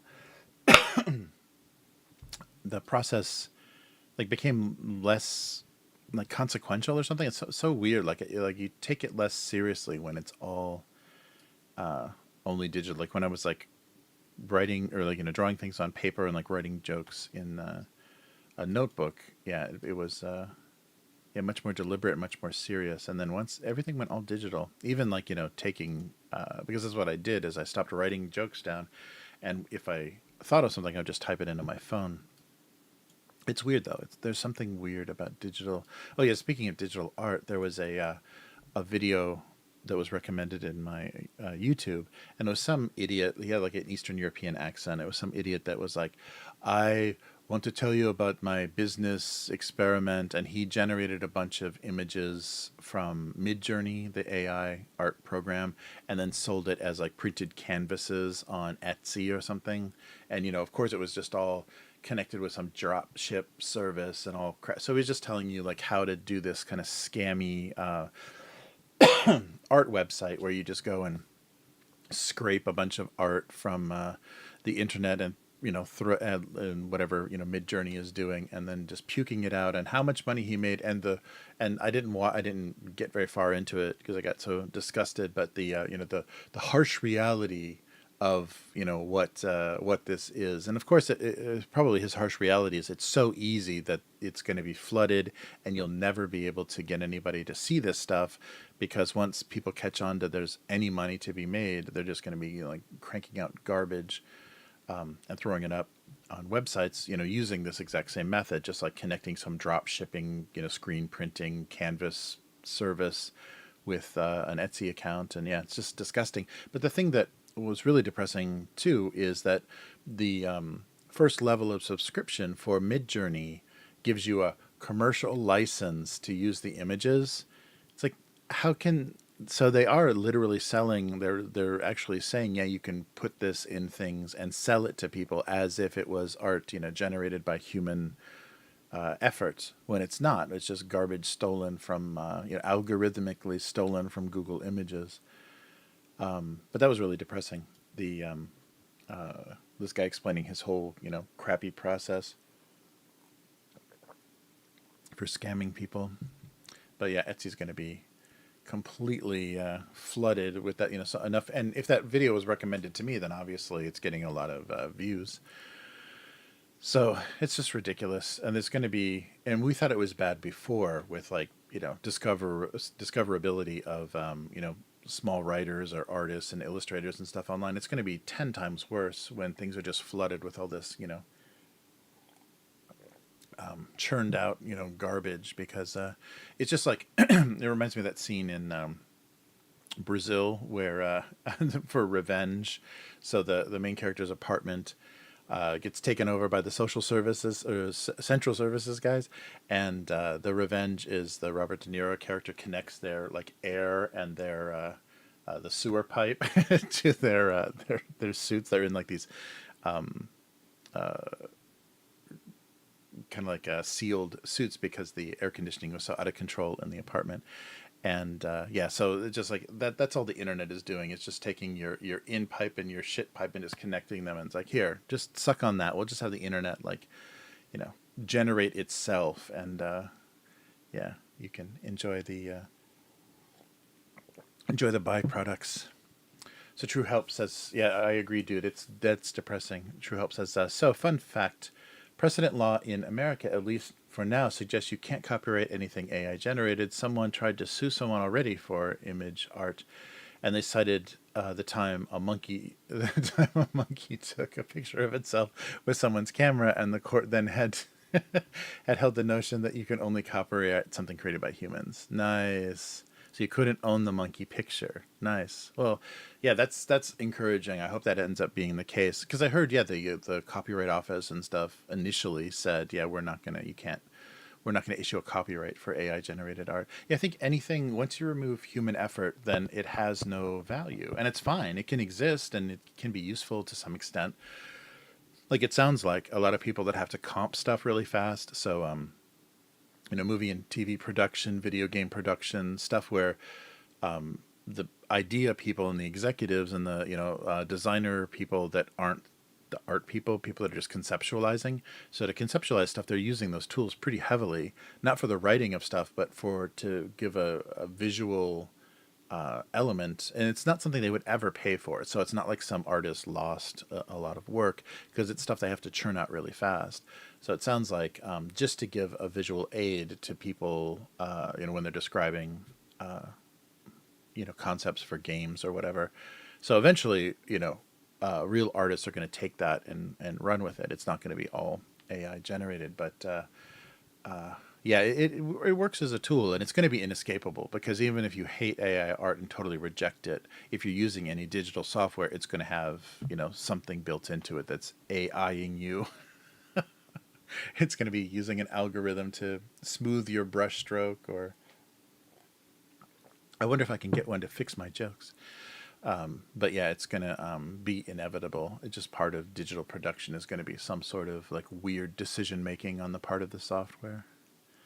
Well, True Help, thank you for for those words. That's very very encouraging that things aren't going to be yeah, like that forever. That was before any of this, AI generated stuff existed. That was the weird thing that digital art opened up, is there would be guys that would go to Comic-Con, like the same guys that sell, that like run chop shops and sell auto parts from stolen cars. This guy just went online and found every artist's portfolio that made the mistake of posting their artwork in too high a resolution, and then he just printed it out on this like very nice high-end art paper and sold these art prints at comic cons and just said, yes, I'm the artist. And it was obvious that the diversity of styles and everything, it couldn't possibly be the same person, but they just claimed it, as long as they never admitted that it was all stolen art, they're like, no, I am the artist, I'll sign it. And it's like, well, okay. So there was never any so yeah, there was the first step that suggested that, yeah, digital, once things are only digital, then it's going to be really hard, ownership and just protecting it in any way is going to be very difficult, because once it exists digitally, it's duplicatable forever. But yeah, there was problems very early on with people doing stuff like that. So a lot of artists that did commissions and promotional work, and it was all superhero stuff for Comic Cons. But yeah, they just said, yeah, it's all my work. You're going to tell me it's not? I say it is. And they would, or were selling very expensive posters and art prints of just stuff, random stuff off the internet.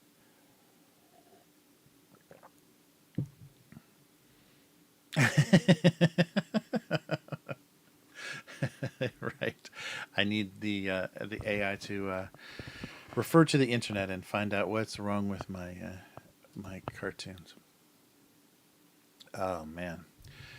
Yes. So I think that's going to do it. I have to pay attention if the rain's still coming down. I need to be the water taxi service in a little bit here.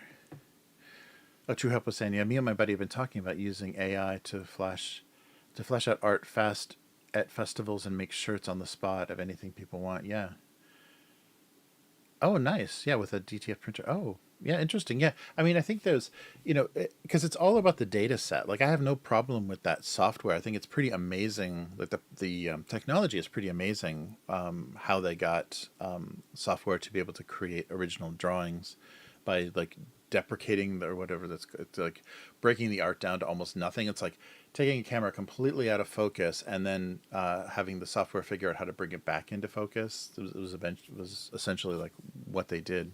But it's all about the data set. Like, if you can get a ethical, kind of legal set of images that the AI is using to generate art, then yeah, there's no problem with that. It's just the fact that they just scraped the internet, as if all of that stuff is available. It doesn't belong to anybody. It's available for free, which, because it's digital, it's hard to argue that yeah, it's going to change things, because yeah, now people will not put anything out there unprotected. And they even said, what was it, the New York Times or somebody just recently blocked any scraping from AI bots. They made the effort of doing that. So there's going to be more and more of that in the future, which just means it's all the internet is pay to play. Now you're going to have to pay you have to pay for everything. Like, everything, every website, everything at all is going to become OnlyFans, where you can have access to media, but you have to pay for it. Uh, yeah, it's brutal.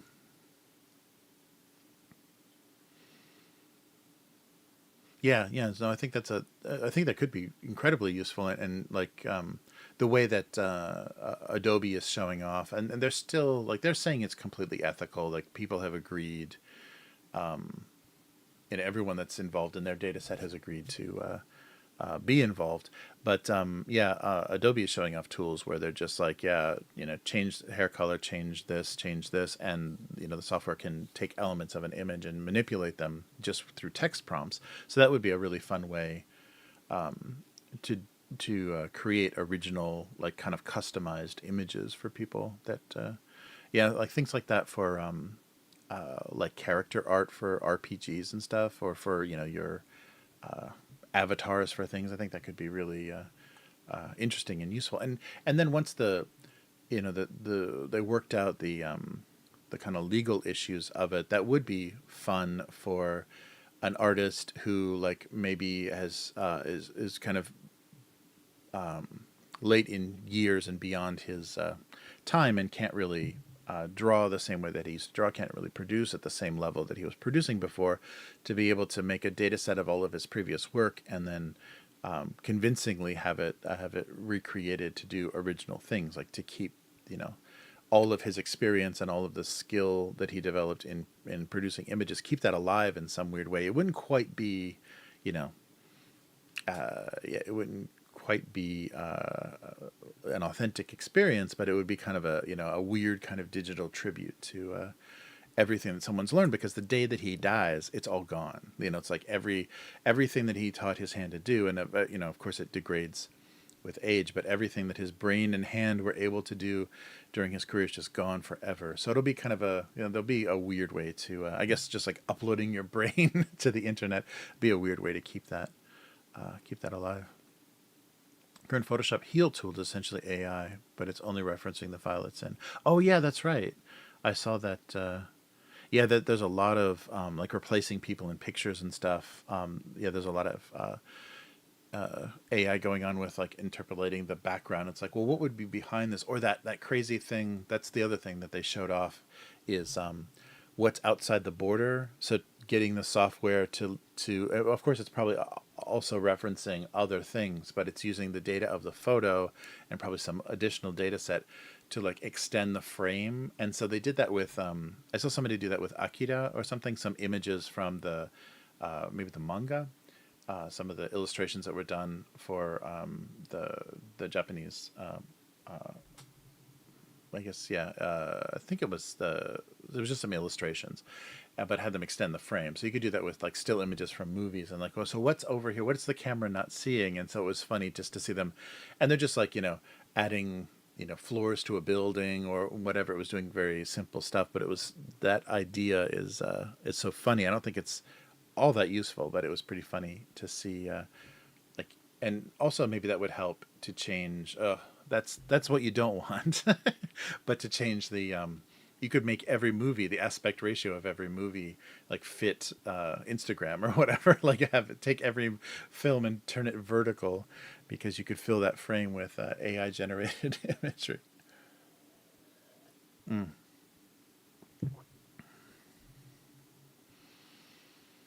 Mm. Yeah, it's interesting. Oh yeah, yeah. I think the licensing and kind of, yeah, protecting stuff has to be figured out. The frustrating thing is with all the stuff that was scraped, now it's already been done, so you can't like untangle that thing that they, you know, created, and plus they can probably, you know, hide that pretty well. Uh, you know, the fact it would be hard to prove, like based on the results of AI. It's like, no, that's definitely my art in there. It's gonna be very hard to legally prove that. Although I have seen people, somebody set up a website, have I been scraped or something. It's like haveibeen scraped.com, and you can literally search by artist name or subject matter and find out the sorts of things that are in the, it's got a name to the data set that they used for like Mid Journey and some of the bigger stuff. Oh yeah, yeah. I wonder. I think there is. I think there definitely is like upscaling software, but I wonder, you know, because we have such low, like the low resolution stuff on the internet is crazy low resolution. So I wonder if there's actually enough data there. But yeah, I don't know. That would be interesting to see, because then it could get to the point where, you know, if you mosaicked out someone's face, you know, on a piece of security footage that was then released, you could, you know, use software to like just remove that. Yeah, I wonder. I think there is stuff out there, but I think it's more for upscaling between like formats, like resolutions of video and stuff. Yeah, yeah. I wonder. That would be interesting, because then, yeah, I don't know. There's a lot of applications, a lot of like, actual useful stuff, and we'll see it all eventually. Nice. Well, cool. Well, I better get ready to go. But it's been really fun. I'm glad I had a chance to do this a little bit earlier than usual. Nice to see everyone and not not have everyone having to get to sleep in the midst of the stream. So I'll try to do this as often as I can to make things a little earlier. But yeah, so now Wednesday or Thursday, one of those days, it's going to happen. And I'm glad the mic is back to somewhat functional. I was really worried that I would just have to put this thing in a box.